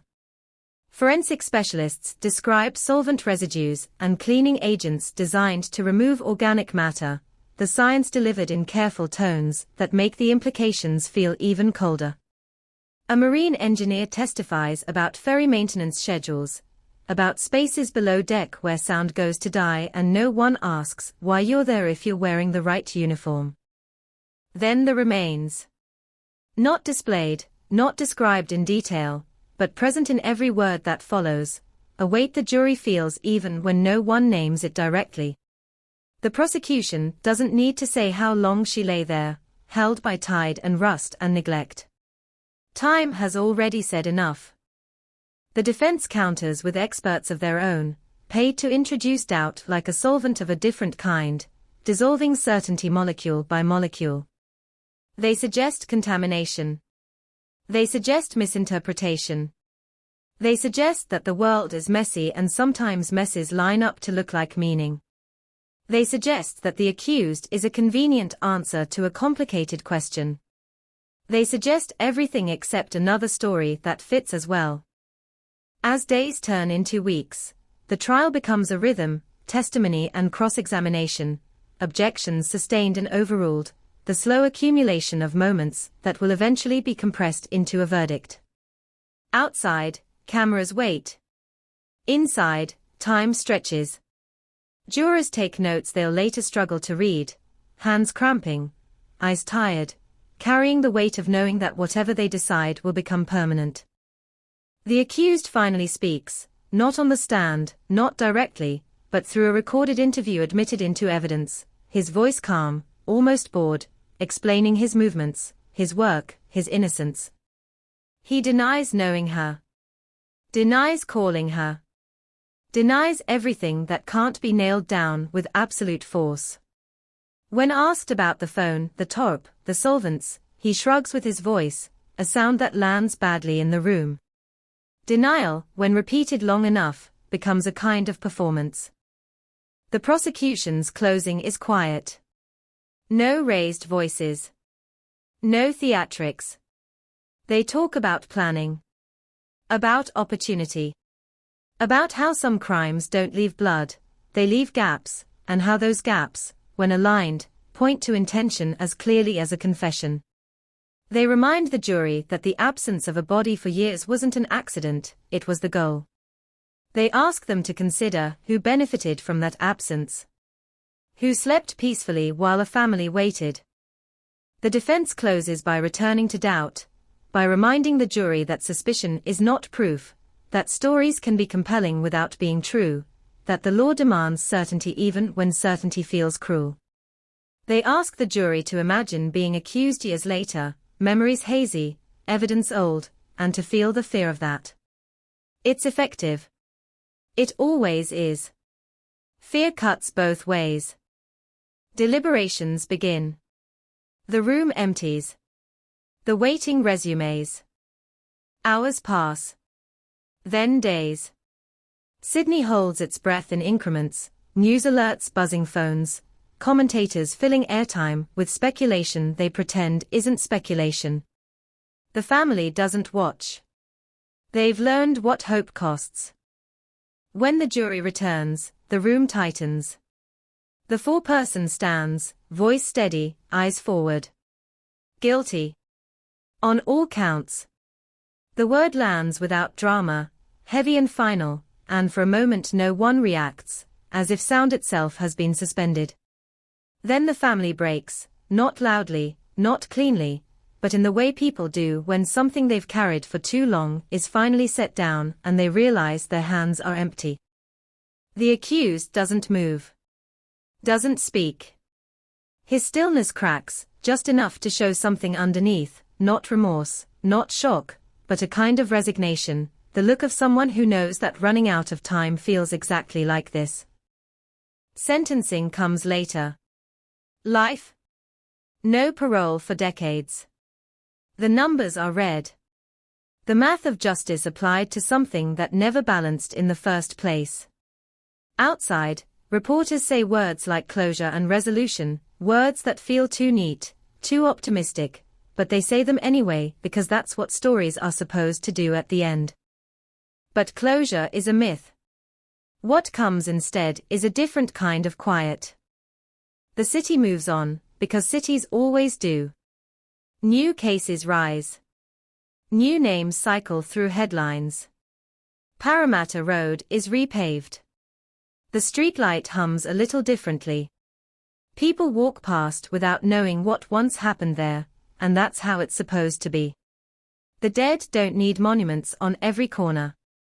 They need truth, and sometimes that has to be enough. The family returns to ordinary life in stages. First the funeral they never had. Then the sorting of belongings kept for years just in case. Then the slow, strange process of remembering without waiting. They still mark the date. They always will. But the waiting is over, and that changes everything. As for the case, it settles into records and archives, studied by detectives, who will never meet the people involved, but will learn from the mistakes, the patience, the way one detail can survive decades and still matter. It becomes a lesson whispered in training rooms. Don't ignore the smell. Don't trust the cleanest scene. Don't underestimate time. Time works for the truth as often as it works against it. On some nights, when the rain stops too suddenly and the city goes quiet in that particular way, someone will remember the story, maybe from a podcast, maybe from an old article, and feel a chill that has nothing to do with weather. They'll think about how close ordinary life always is to disappearance, how thin the margins are, how easily a person can be erased if someone decides to try hard enough. And then they'll think about how that erasure failed. Because this case, once cold, once suspended in years of unanswered questions, did unravel, not because the mystery wanted to be solved, but because it couldn't stay buried forever. Because evidence waits. Because memory leaks. Because even the most careful plans leave traces somewhere, in a database not yet built, in a shoreline not yet collapsed, in a conscience that eventually cracks someone else open. The phone stopped ringing. The streetlight flickered. OU. Prison doesn't end a story, it just removes it from public view, and after the sentence is handed down and the cameras drift away in search of fresher pain, the case slips into a different kind of afterlife, one where echoes matter more than headlines and the unanswered questions start speaking louder than the verdict ever did. Inside concrete walls far from the coast, the man who planned so carefully learns that control behaves differently when time belongs to someone else, measured now in counts and routines and doors that open only when they're told to. He keeps to himself. Of course he does. Men like him always do. He works the system the way he once worked the city, memorizing patterns, avoiding attention, becoming invisible in a place designed to strip identity down to a number. He never talks about the case. Never mentions her name. Other inmates whisper anyway. They always find out. Some crimes follow you like a smell you can't scrub off. Outside, the detectives are reassigned. New desks. New faces. But the file isn't closed the way people think it is. Cold cases, even solved ones, have a gravitational pull. They draw you back in, late at night, when something doesn't quite sit right. And something doesn't sit right here. It's the timeline. It always was. The 47 seconds. The hour at the dock. The movement that suggests waiting, not improvisation. Investigators begin to ask the question no one wanted to ask during trial, because it complicates everything. Was he alone? They revisit the early statements again, not to prove guilt, but to test the edges. The man under the streetlight. The white utility van. The gaps in CCTV coverage that feel designed rather than accidental. One technician, now retired, mentions offhand that the system glitch on King Street in 2007 wasn't random, that it lined up with a brief power fluctuation reported nearby, the kind caused by heavy equipment drawing load. At the time, no one connected it. Now, it feels deliberate. They trace maintenance crews active that night. Emergency call-outs. Electrical work logged, but never billed. Names surface, then fade. Some people have died. Some have moved overseas. Some don't remember anything at all. Memory, again, plays defense. A new theory takes shape quietly, not as an accusation, but as a possibility. That he didn't act alone. That he had help, witting or not. Someone who provided access. Someone who looked the other way. Someone who thought they were just doing a job, or who thought it was none of their business. Cities are full of people who survive by not asking questions. The prosecution resists reopening anything publicly. The conviction is solid. Appeals are pending. Stirring doubt now risks feeding narratives no one wants fed. But behind closed doors, the questions persist, needling, unfinished. The family senses it before anyone tells them. They always do. Years of waiting sharpen intuition. When a detective calls, voice careful, choosing words like review and clarification, they listen without interrupting. They don't ask for names. They don't ask for promises. They've learned the cost of those. All they ask is one thing: if there's more truth, don't stop looking. Inside prison, the man notices the shift too. Interviews requested. Files requested. He refuses again. Silence has always been his safest tool. But silence works best when you're the only one holding it. A letter arrives one morning, slid under a cell door with the rest of the day's routine, unremarkable except for the handwriting, careful, unfamiliar. No return address. Just a few lines. They're asking questions again. I thought you said it was finished. He reads it twice. Then a third time. He doesn't react.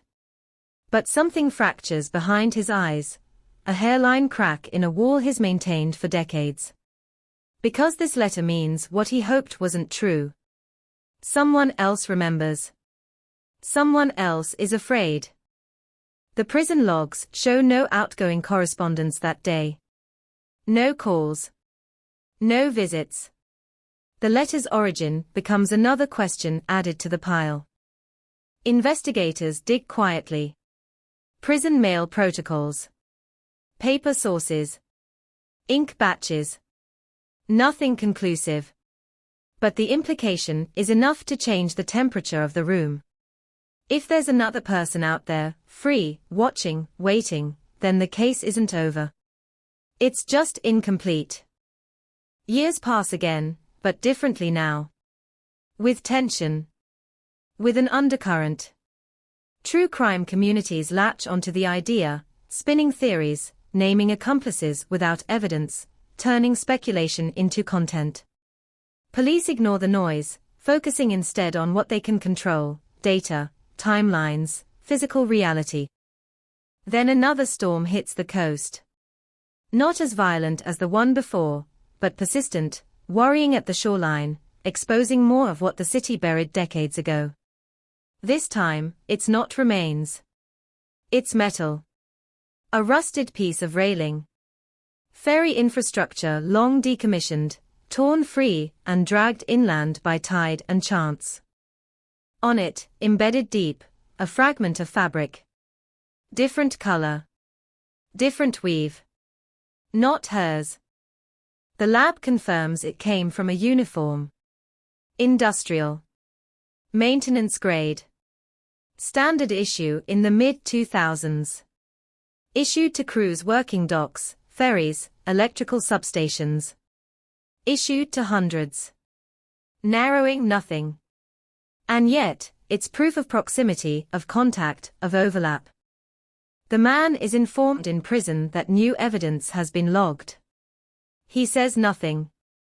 But that night, guards note he doesn't sleep. He paces. Counts steps. Stops.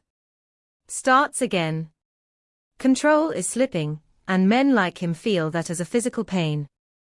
Another letter arrives weeks later, this one intercepted by chance, flagged because the handwriting doesn't match the sender.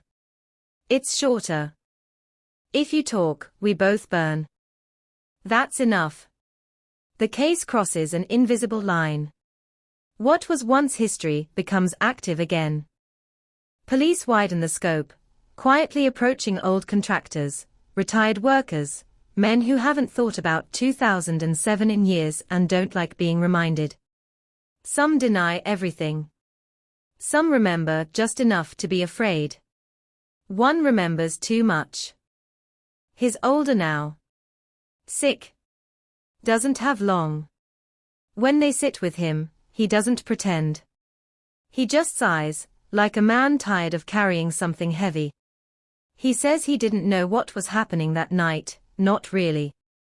He says he was paid to look the other way, to unlock a gate, to log maintenance that never happened. He says he didn't ask why. He says he regrets that now. He names the man in prison. He confirms the ferry. Confirms the timing. Confirms that someone else helped, even if that help was wrapped in denial and money and fear. It's not enough for a new trial. Not yet. But it's enough to change the story forever. The family is told. Again, not with relief, not with anger, but with a grim nod. Of course there was more. There always is. In Sydney, the case re-enters conversation, not as a solved mystery, but as a reminder that justice is not a straight line. It bends. It doubles back. It leaves things unfinished. And somewhere behind walls designed to contain him, the man understands a truth he spent years avoiding. Some crimes don't end when the cell door closes. They keep unfolding, slow and patient, pulling at every loose thread until even the silence that protected you turns into evidence. The city waits again. Not for answers this time, but for accountability. Because unraveling a cold case doesn't mean everything comes apart at once. Sometimes it means discovering just how many layers were there all along. Prison has a way of clarifying things, not through reflection, but through erosion, and as weeks pass after the intercepted letters, the man begins to understand that the world he thought he sealed shut in 2007 has started leaking again, slow at first, then faster, pressure building behind every wall he constructed out of silence. He's moved units quietly, officially for administrative reasons, unofficially, because the word accomplice changes how other inmates look at you, and looks can turn into actions faster than paperwork can keep up. He stops pacing. That's the first change. Men who plan pace. Men who wait sit still. Investigators don't rush him. They've learned that time is their sharpest tool. Instead, they apply pressure everywhere else. The man who unlocked the gate, the one who didn't know, is formally charged, not with murder, but with conspiracy and obstruction, the kind of charges that don't carry headlines, but do carry consequences. His health deteriorates quickly once the weight of naming names becomes real. Guilt does that. Fear accelerates it. Court documents are amended. Language shifts. Phrases like acting alone quietly disappear, replaced with assistance, known or unknown. The public barely notices. The people who matter notice immediately. The prison interviews resume, this time with a different tone. Not accusatory. Almost conversational. They talk about time. About how many years he has left, not as a threat, but as arithmetic. About how stories get told after people die, how control slips away when you're no longer around to manage it. They talk about the woman as a person, not a victim, about her laugh on CCTV, the unfinished email, the life that kept moving for everyone else but her. They don't ask him to confess. They ask him what he wants remembered. Silence stretches. It always does. But silence, when pressed, becomes unstable. Outside, the accomplice's statement triggers a quiet domino effect. Another former dock worker comes forward, then another, each with a piece so small it once felt irrelevant. A van seen idling where it shouldn't. A light rig borrowed and returned late. A supervisor who signed off on work orders without checking details, because someone paid him not to look too closely. None of them knew the whole story. That's the point. Crimes like this don't recruit partners, they recruit indifference. The picture sharpens. Not a chaotic act, but a network of conveniences. Access without questions. Movement without notice. Cleaners who clean because that's their job, not because they are erasing a crime. The city itself becomes complicit in hindsight, not by intent, but by design. Public trust wobbles. Editorials question oversight. Talkback radio fills with anger, not just about one case, but about how many others might have slipped through the same cracks. Police issue statements. Reviews are announced. The system assures itself it's correcting itself. Some of it is true. Inside the prison, the man finally speaks, not in a confession, not yet, but in fragments. He asks about the accomplice. Asks if he's talked. Asks what he said. The questions betray him more than any answer could. Control, once absolute, is now conditional, dependent on other people keeping secrets he can no longer enforce. They bring the letter into the room. Not the paper, just the words. If you talk, we both burn. They ask him who wrote it. He says nothing. They ask him who he's protecting. He says nothing. But his breathing changes. Shallow. Fast. The body betrays what the mouth refuses. Months pass like this. Incremental. Exhausting. Appeals are filed and denied. The conviction holds. The accomplice's case inches forward, slower, weaker, but present. The man's health begins to fail in small, ignorable ways until it can't be ignored anymore. Chest pain. Dizziness. Nights spent awake, not pacing, just staring. And then, one morning, he asks to talk. No cameras. No deals. Just a room and a recorder and a man who has finally run out of distance between himself and what he did. He doesn't start at the beginning. He never does. He starts with logistics. How he watched her for weeks. How easy it was to learn her patterns. How she always took the same route. How the call wasn't to lure her, but to confirm timing. 47 seconds to make sure she was alone. He talks about the van. About the ferry. About how cities are full of places designed to hide noise. He talks about the solvents not as tools, but as reassurance, a way to feel smarter than the mess he was making. He talks about the accomplice as just someone who unlocked a door, minimizing even now, clinging to hierarchy as if it still matters. When he finally says her name, it sounds wrong in his mouth, like a word he practiced once and never used again. He doesn't cry. He doesn't apologize. He describes. Men like him don't understand remorse as anything other than inconvenience. The confession is detailed. Specific. Corroborated by things only someone there would know. It doesn't change his sentence. It doesn't give him anything. That's what makes it real. The family is told again. This time, there is nothing left to uncover. No theories. No shadows. Just a complete, brutal truth. They listen. They cry. They ask one question they've never asked before: why? The answer is exactly what they feared. There is no why that makes sense. There never was. The accomplice pleads. Reduced charges. Prison time. A small, belated consequence for a large, irreversible act. He dies 2 years later. The story ends for him without ceremony. The city absorbs the final chapter quietly. No shock this time. Just a tired acknowledgement. Some stories don't need another headline. They need to be put down gently and left alone. In prison, the man fades.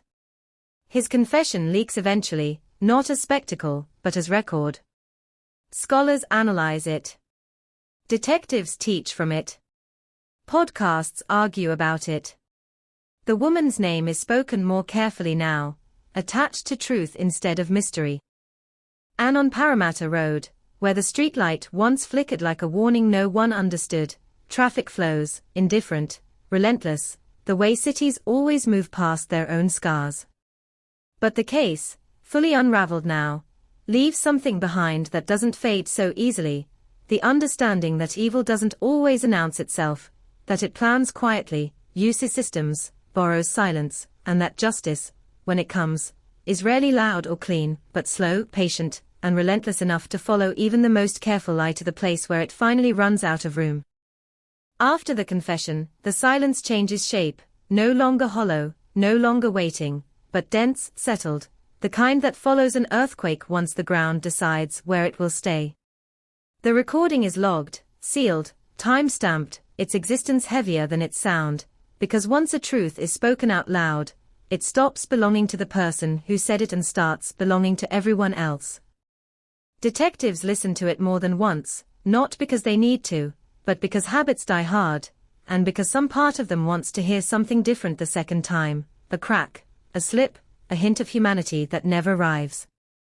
The confession answers questions, but raises a quieter, more unsettling one. How long had he believed this moment would never come? The calm in his voice suggests rehearsal, a story told internally so many times it lost its edges, a crime preserved in memory like an artifact, catalogued, controlled, untouched by regret. Men like him don't confess because they feel guilt. They confess because control has shifted, and this is the last thing they can still decide. The public learns about it slowly, through carefully worded releases and a single article that refuses to sensationalize what no longer needs spectacle. The headline is smaller than anyone expects. No shock words. No drama. Just confirmation. Closure, again, whispered instead of shouted. Some people are disappointed by that, as if justice owes them a climax. It doesn't. It owes accuracy. The family receives the recording privately. They choose not to listen. They don't need his voice to validate what they already know. The truth has weight without sound.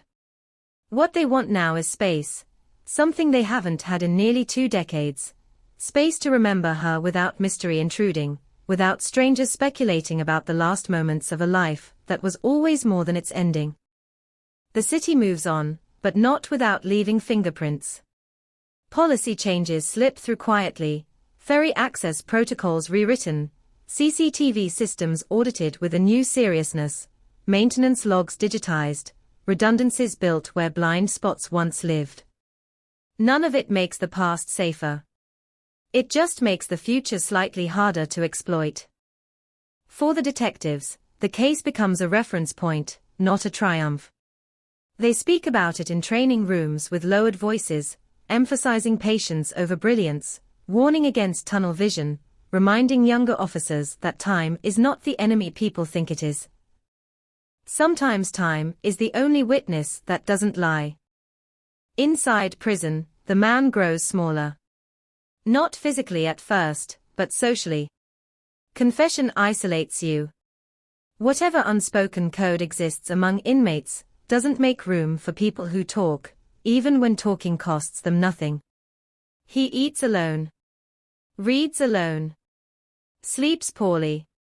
The nights are the worst. Not because of guilt, but because memory, once externalized, no longer obeys its owner. It replays without permission. He files no further appeals. His lawyer notes it as a strategic decision. It isn't. It's exhaustion. Outside those walls, interest in the case fades in predictable waves. Podcasts move on. Audiences chase newer mysteries. The internet, endlessly hungry, consumes and discards.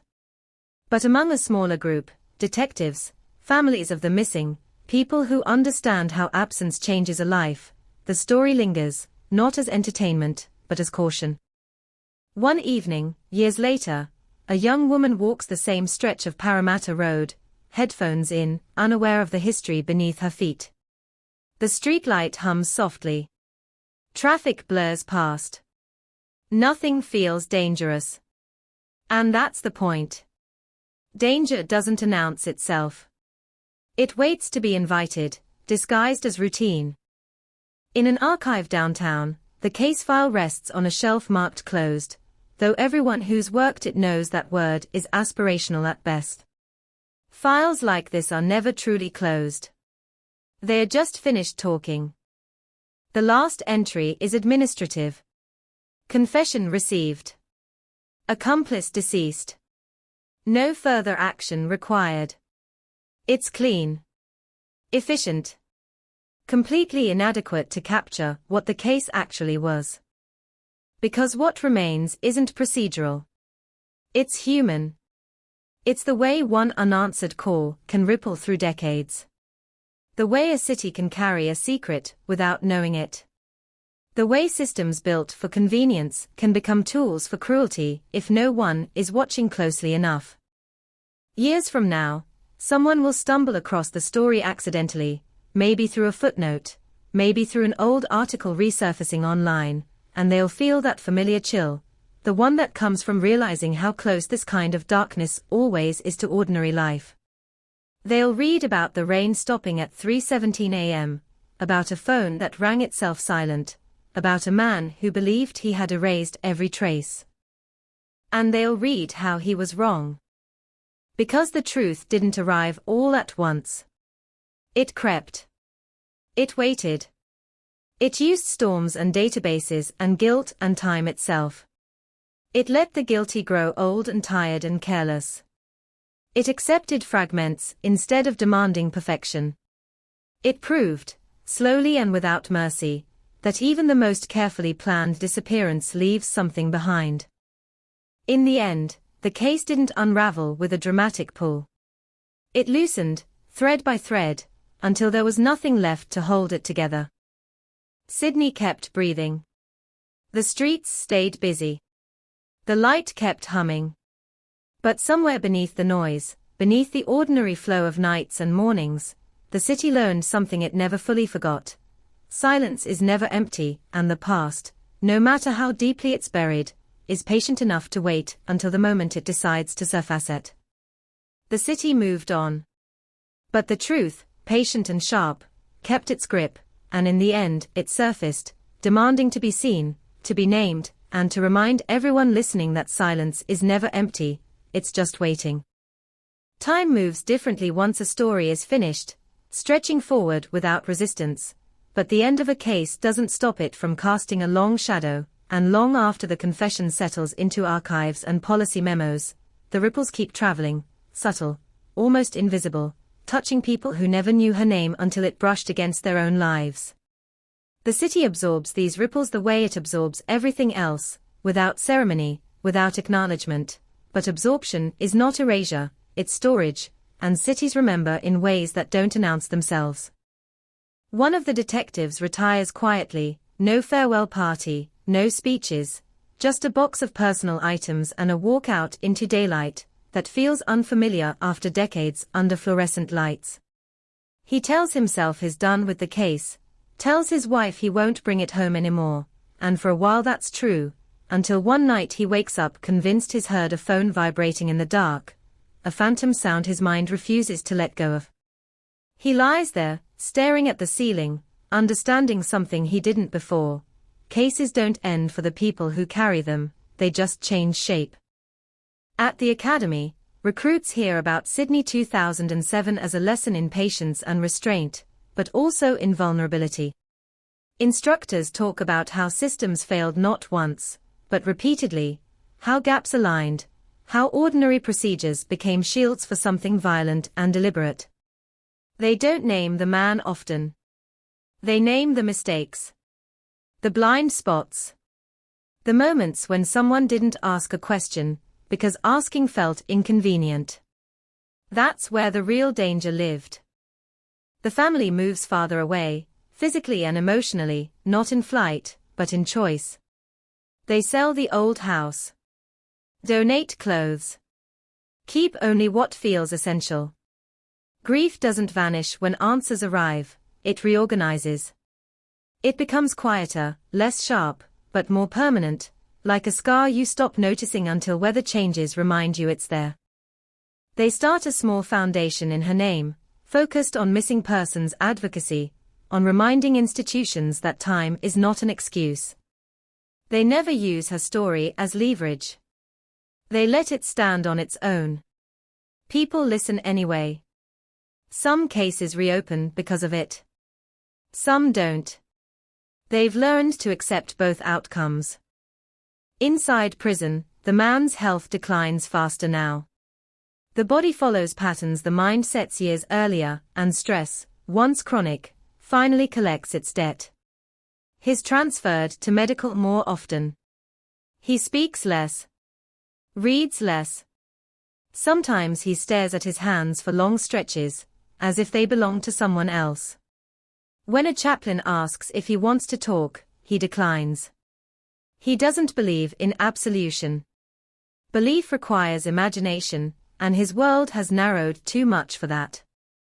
A journalist requests access to the confession tape years later, framing it as a retrospective, a deep dive into one of the city's most haunting cases. The request is denied. Some things don't need to be heard again. The truth is already loud enough.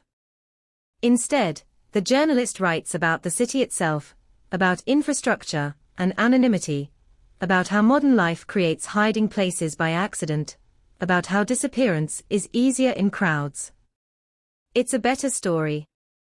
It's also harder to digest, because it asks readers to consider their own proximity to systems they never question.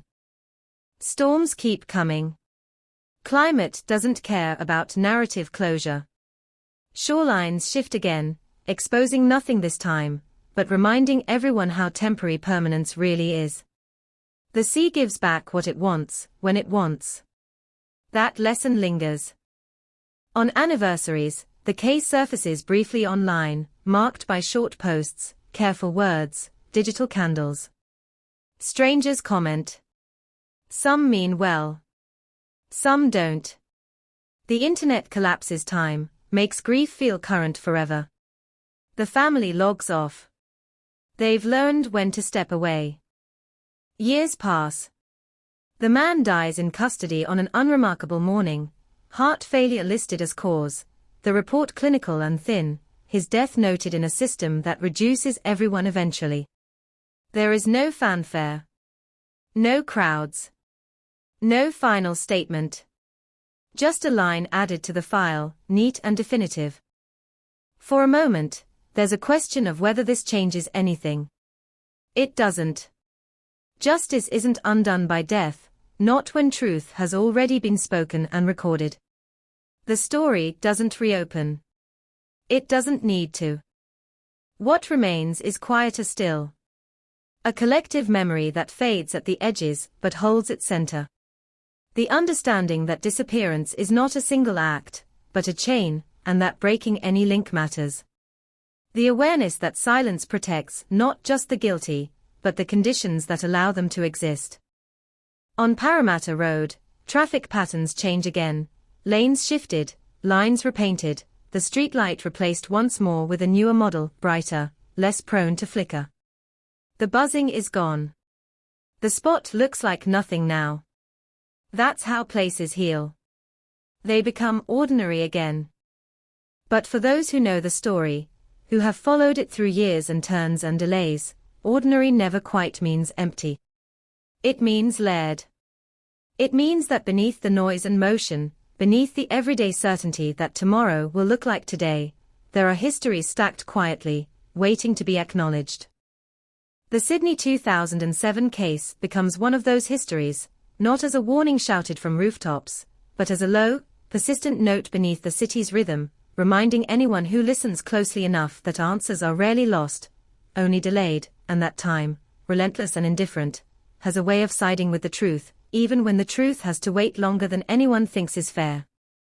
Years slip by without ceremony, and the city keeps rewriting itself, new glass towers where old brick once stood, cafes replacing newsagents, faces changing faster than street names, and yet there are still moments when the past presses up against the present, uninvited, like a draft through a door no one remembers leaving open. It happens in small ways.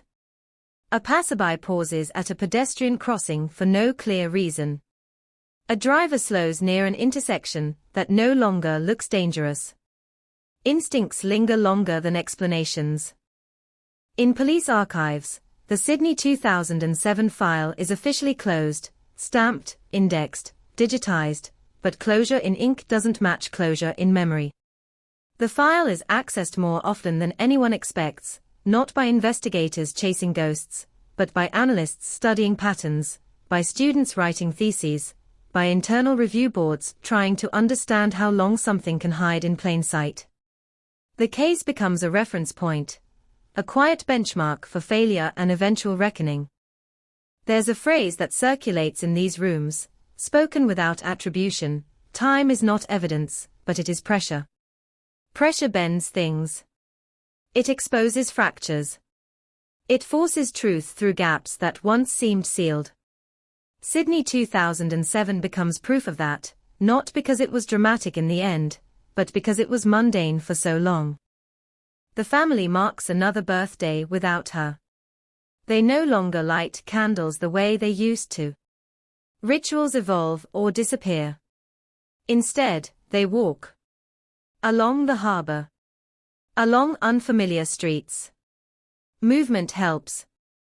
Motion keeps the mind from settling too deeply into what ifs. They talk about ordinary things now. Weather. Work. A movie someone half-watched.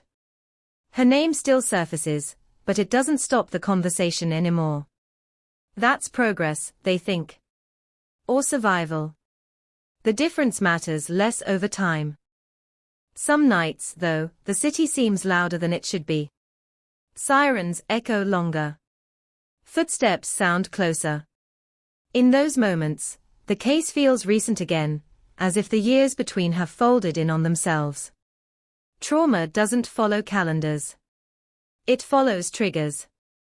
A former witness, one who never came forward during the investigation, writes a letter years later. It's not addressed to police. It's addressed to the Foundation. The letter is careful, apologetic, heavy with hindsight. He describes a night in 2007, a strange interaction, a detail that felt insignificant then but impossible to ignore now. The Foundation reads it, thanks him, files it away. There's nothing actionable in it. Still, the act matters. Silence breaking late is still breaking. In classrooms, criminology students debate the case, arguing over decision points, questioning assumptions, dissecting timelines. They speak with certainty that comes from distance, from knowing the outcome. Professors let them. Then they remind them that in real time, nothing is clear, that hindsight sharpens edges that felt dull when lived forward. It's a lesson that lands unevenly, but it lands. The street where it happened becomes a shortcut for commuters, a place people pass through without thinking. A food truck parks nearby some evenings, drawing crowds, music spilling out into the open air. Laughter replaces tension. Life insists on itself. This isn't disrespect. It's how cities metabolize pain. Yet every so often, Someone asks a question at a dinner table or in a rideshare or online, phrased cautiously, as if testing whether the topic is still allowed. Do you remember that case? The one from 2007, the one that took so long? The answer is usually yes. Followed by a pause. Followed by a quiet shake of the head. It's remembered not for its details, but for its duration, for how long uncertainty was allowed to exist. The ocean keeps its own counsel. Tides rise and fall, indifferent to anniversaries, but the idea that the sea once held part of the truth never fully fades. Fishermen talk about it sometimes, not with fear, but with respect. The water gives and takes. It always has. It always will. There's no monument. No plaque. No official marker where flowers collect and fade. The absence feels intentional, a refusal to freeze the story in one place. Instead, the memory disperses, living in conversations, in policy changes, in the way missing persons cases are handled just a little differently now. Progress is rarely loud. Late one evening, a young woman waits under a streetlight, scrolling through her phone, unaware of the history beneath her feet.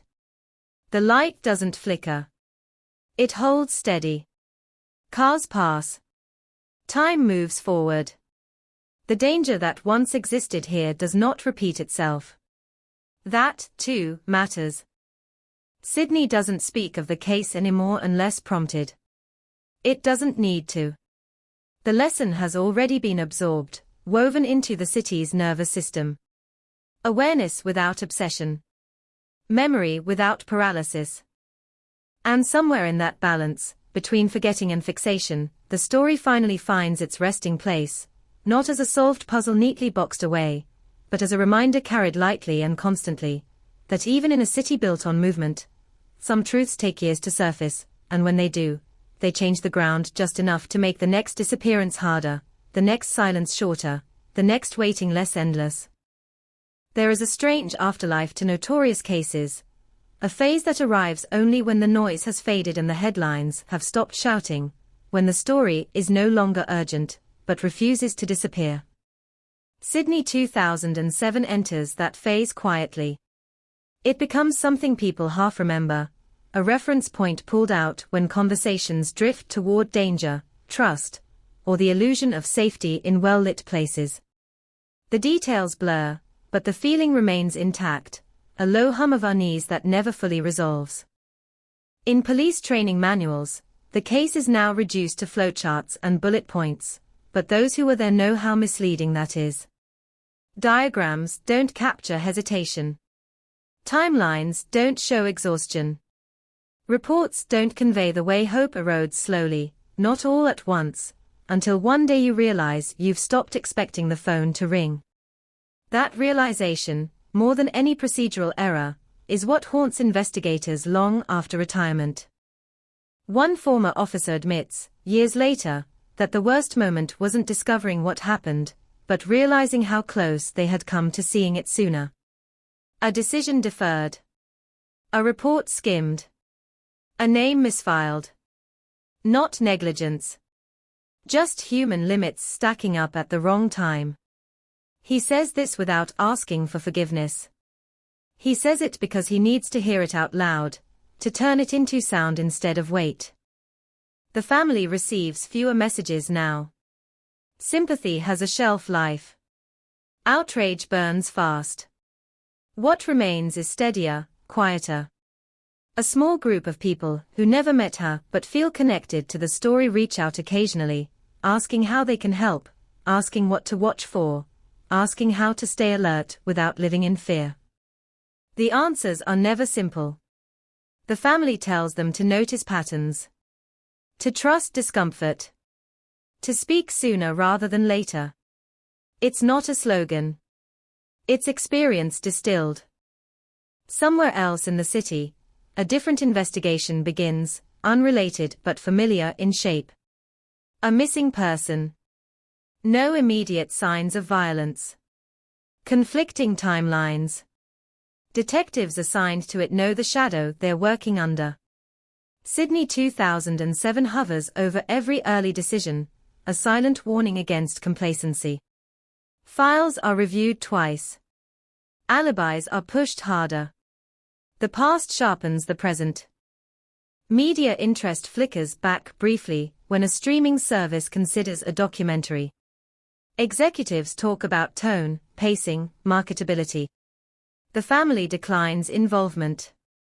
They've learned the difference between telling a story and consuming one. Without access, the project stalls, then dissolves. Some stories resist packaging. This is one of them. In cafes and offices, people who lived in the city back then try to place themselves in the timeline. I was there that year. I took that bus. I walked that street. Proximity becomes personal currency. Everyone measures how close they came without knowing it. The realization is unsettling, but also strangely bonding. Shared vulnerability has that effect. The man's cell is reassigned. Fresh paint. New occupant. The system moves on without ceremony. There is no lingering sense of menace, just the dull efficiency of institutions that outlast everyone who passes through them. His name fades fastest of all, stripped of power by time, reduced to a line in a record that fewer people open each year. What doesn't fade is the question that never quite finds an answer. How many moments like this go unnoticed? Not crimes, but turning points. Opportunities to interrupt something before it becomes irreversible. Sydney 2007 is no longer about a single night. It's about accumulation. About the way small oversights can converge into something catastrophic without ever announcing themselves. Late at night, talkback radio hosts still occasionally bring it up, usually after a caller mentions feeling unsafe, or noticing something off and not knowing what to do. The hosts speak carefully, aware of the line between awareness and panic. They remind listeners that most nights end uneventfully. They also remind them that attention matters. Both things are true. The city's soundscape changes over time. Different sirens. Quieter cars. More cameras. More light. None of it guarantees safety. All of it signals intention. An ongoing attempt to tilt the odds, however slightly, toward prevention instead of reaction. There are moments when the case resurfaces unexpectedly. A book passage. A lecture anecdote. A footnote in a policy review. Each time, it lands a little differently, shaped by distance and context. What once felt immediate now feels instructive. Not comforting. Just useful. On an ordinary evening, someone stands at a bus stop scrolling through news on their phone, pausing briefly on an old headline resurfaced by an algorithm with no sense of sensitivity or time. The words feel heavy despite their age. The person locks the screen, looks up, scans the street without fully understanding why. That instinct, triggered years later by a half-remembered story, is part of the case's real legacy. Sydney 2007 no longer asks to be solved. It asks to be remembered correctly. Not as spectacle. Not as myth. But as a reminder that mystery thrives in routine, that danger often wears the face of normalcy, and that the distance between a cold case and a living one is sometimes nothing more than attention, delayed by habit, waiting to be sharpened before it's too late. Memory has a way of thinning as it spreads, stretching across years until it becomes translucent, but some stories resist that erosion, not because they are retold loudly, but because they lodge themselves in the background of daily life, resurfacing when conditions are right. Sydney 2007 becomes one of those stories, dormant most of the time, activated by chance, by coincidence, by the sudden alignment of place and thought. A city planner reviews old maps while preparing a redevelopment proposal and pauses at a familiar intersection, the name stirring something she can't immediately place. She searches it later, reads just enough to feel a chill, then closes the browser.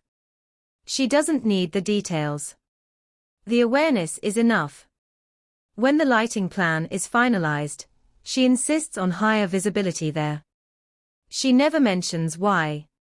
The choice feels instinctive, but instincts are often just memories we've forgotten learning. In a suburban classroom, a teacher uses a hypothetical case study to explain critical thinking, careful not to sensationalize, careful not to traumatize. A student recognizes the outline anyway, feels a tightening in the chest, remembers their parents talking in hushed voices years ago. The past reaches forward, taps a shoulder, then retreats again, satisfied with the reminder. The foundation continues its work quietly, methodically, fielding calls from families who are still waiting, who speak in the careful language of hope not yet crushed. They don't promise answers. They promise attention. That distinction matters. Attention is something you can give without lying. The family rarely speaks publicly now. When they do, it's measured, deliberate. They've learned that raw emotion invites consumption, while restraint invites respect. They talk about time, about patience, about the cost of not knowing, and how that cost compounds. Audiences listen differently than they used to. Less hunger. More gravity. Somewhere deep in a database, the confession transcript sits unchanged, its words frozen, stripped of the power they once held to shock. Analysts note how ordinary it sounds, how unremarkable the language is. There is no cinematic flourish. No villain monologue. Just facts delivered flatly, as if the speaker is describing a route taken to work. That ordinariness unsettles more than any drama could. The city's rhythm doesn't pause for reflection, but it does adjust, subtly. New protocols. Revised checklists. Slightly different questions asked at intake. None of it traces back to a single case on paper, but collectively, they form a response. Institutional memory is messy like that, diffuse, resistant to credit. A woman who moved to Sydney long after 2007 hears about the case for the first time, during a late-night conversation, the story unfolding casually, almost accidentally. She listens, startled by how close it feels despite the years. The next day, she walks differently. Notices exits. Keeps her phone charged. The story doesn't scare her. It calibrates her. There is a temptation, years later, to frame everything as inevitable, to believe that what happened was always going to happen, that the pieces were locked in place from the start. But inevitability is a comfort fiction. It absolves bystanders. It smooths over forks in the road. Sydney 2007 resists that framing. It insists on contingency. On the idea that things might have gone another way. In quiet moments, those closest to the case still replay it, not obsessively, but reflexively, like a muscle memory that never fully relaxes. A detective hears a fragment of conversation on a train and briefly wonders if it's relevant. A family member smells rain on hot pavement and is transported backward without warning. These are not breakdowns. They are echoes. The internet, relentless in its recycling, periodically exhumes the case in listicles and threads, stripped of nuance, compressed into digestible beats. Some readers scroll past. Some linger. A few argue. Most forget again within minutes. The story survives not because of these resurrections, but despite them. At a community meeting about public safety, an older resident mentions the case without naming it, referring to it obliquely, as if everyone already knows. Heads nod. No one asks for clarification. The understanding is shared, even if the details are not. That's how folklore works. That's how caution travels. The harbor reflects the city's lights each night, fractured, restless. Boats cut through the water, leaving brief wakes that vanish almost immediately. The surface never holds a mark for long. People like to believe that what's beneath is just as transient. They are wrong. Depth keeps its own records. There is no final lesson carved in stone, no single takeaway clean enough to print on a poster. What remains instead is a posture. A way of paying attention. A refusal to dismiss discomfort simply because it's inconvenient or ambiguous. Sydney 2007 teaches that ambiguity is not neutrality. It's a signal.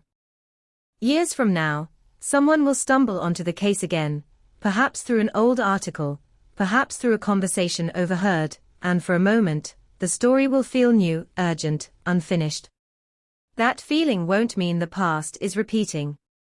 It will mean the past is still working, still shaping choices in ways too quiet to headline, but too important to ignore.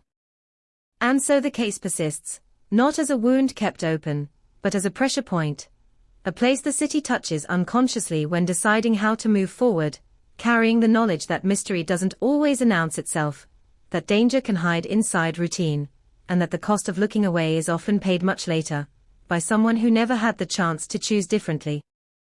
There comes a point when a story stops belonging to the people who lived it and starts belonging to the space it inhabits, to the streets and buildings and habits that absorbed it without asking. Sydney 2007 has reached that point.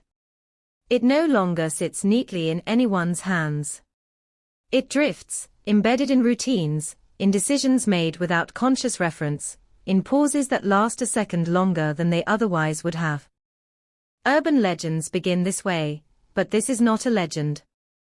There is no distortion, no supernatural gloss, no thrill-seeking exaggeration. What survives is more subdued than that, more unsettling in its restraint.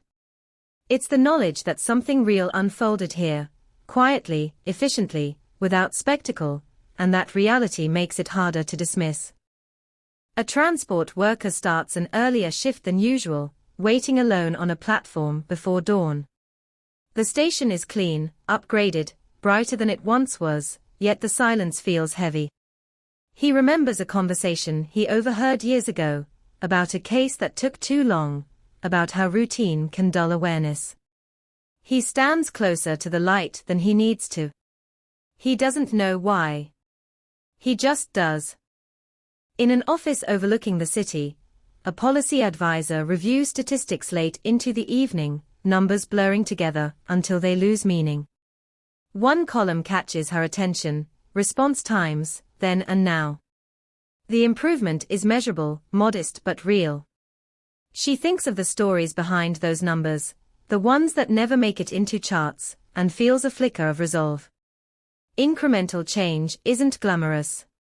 It's also not nothing. The foundation's workload shifts over time. Fewer cold cases from the early 2000s. More recent ones. Different technologies. Same fear. The voices on the other end of the phone sound eerily similar across decades. Shock first. Then confusion. Then the slow realization that answers may not arrive on any predictable schedule. The volunteers listen without interrupting. They've learned that listening is sometimes the only intervention available in the moment. The family's life continues in a way that would look ordinary from the outside. Work. Relationships. Small celebrations. Quiet disappointments. They don't measure time in years since anymore. They measure it in accumulated distance from the day everything fractured. The distance never reaches zero, but it grows enough to breathe. Occasionally, someone asks them if they feel closure. The question lands awkwardly every time. Closure implies a door that shuts. This feels more like a window left slightly open, letting air move through, preventing stagnation. They answer politely. They change the subject. A former journalist, now teaching, assigns the case as an exercise in ethical reporting, not to mine it for drama, but to examine restraint. What not to publish. When to step back. How easily urgency can become exploitation. The students resist at first. They want clean narratives. Villains. Heroes. He tells them that reality rarely cooperates, and that responsibility lives in that discomfort. At night, the city glows the way it always has, reflections stacked on glass, movement visible even from a distance. From above, everything looks orderly. Predictable. Safe. It's a convincing illusion. It always has been. There are people who still dream about the case, not as it happened, but as it might have been interrupted. A call answered differently. A stranger who stopped. A question asked sooner. These dreams don't change the past. They interrogate the present. They ask whether the same conditions still exist, whether the same hesitations still operate quietly beneath confidence. Technology evolves. Surveillance improves. Data connects faster. But human behavior remains stubbornly consistent. People still doubt themselves. Still avoid conflict. Still assume someone else will handle it. Sydney 2007 doesn't contradict progress. It contextualizes it. Tools are only as effective as the attention guiding them. A late-night train rattles through stations, mostly empty, its windows reflecting faces that look older than they feel. One passenger scrolls through news, stumbles across a reference to the case buried deep in an unrelated article. The name triggers recognition. He looks up, scans the carriage, feels an inexplicable tightening in his chest. Nothing happens. The moment passes. The awareness remains. The sea air carries familiar smells inland when the wind shifts, salt and damp and something metallic. For some, it's just weather. For others, it's a reminder of how much can be hidden in plain sight, how easily the surface distracts from what lies beneath. There is no longer any debate about what happened. The facts are settled. What lingers is the question of how long it took, and why that duration felt acceptable at the time. That question has no single answer. It splinters into dozens of smaller ones, each pointing toward a different habit, a different assumption, a different blind spot. Sydney 2007 lives in those splinters. In the spaces between certainty and doubt. In the tension between routine and vigilance. It doesn't demand constant attention. It waits. It trusts that enough people remember just enough to alter the outcome next time, not dramatically, not heroically, but quietly, in the only way that ever truly works. And so the story continues without advancing, held in suspension by the city itself, a reminder etched not into stone or statute, but into behavior, into the way people look twice, hesitate briefly, choose to notice instead of dismiss, carrying forward the understanding that the most dangerous mysteries are rarely loud, and that sometimes the difference between disappearance and survival is nothing more than attention, arriving a moment earlier than it once did.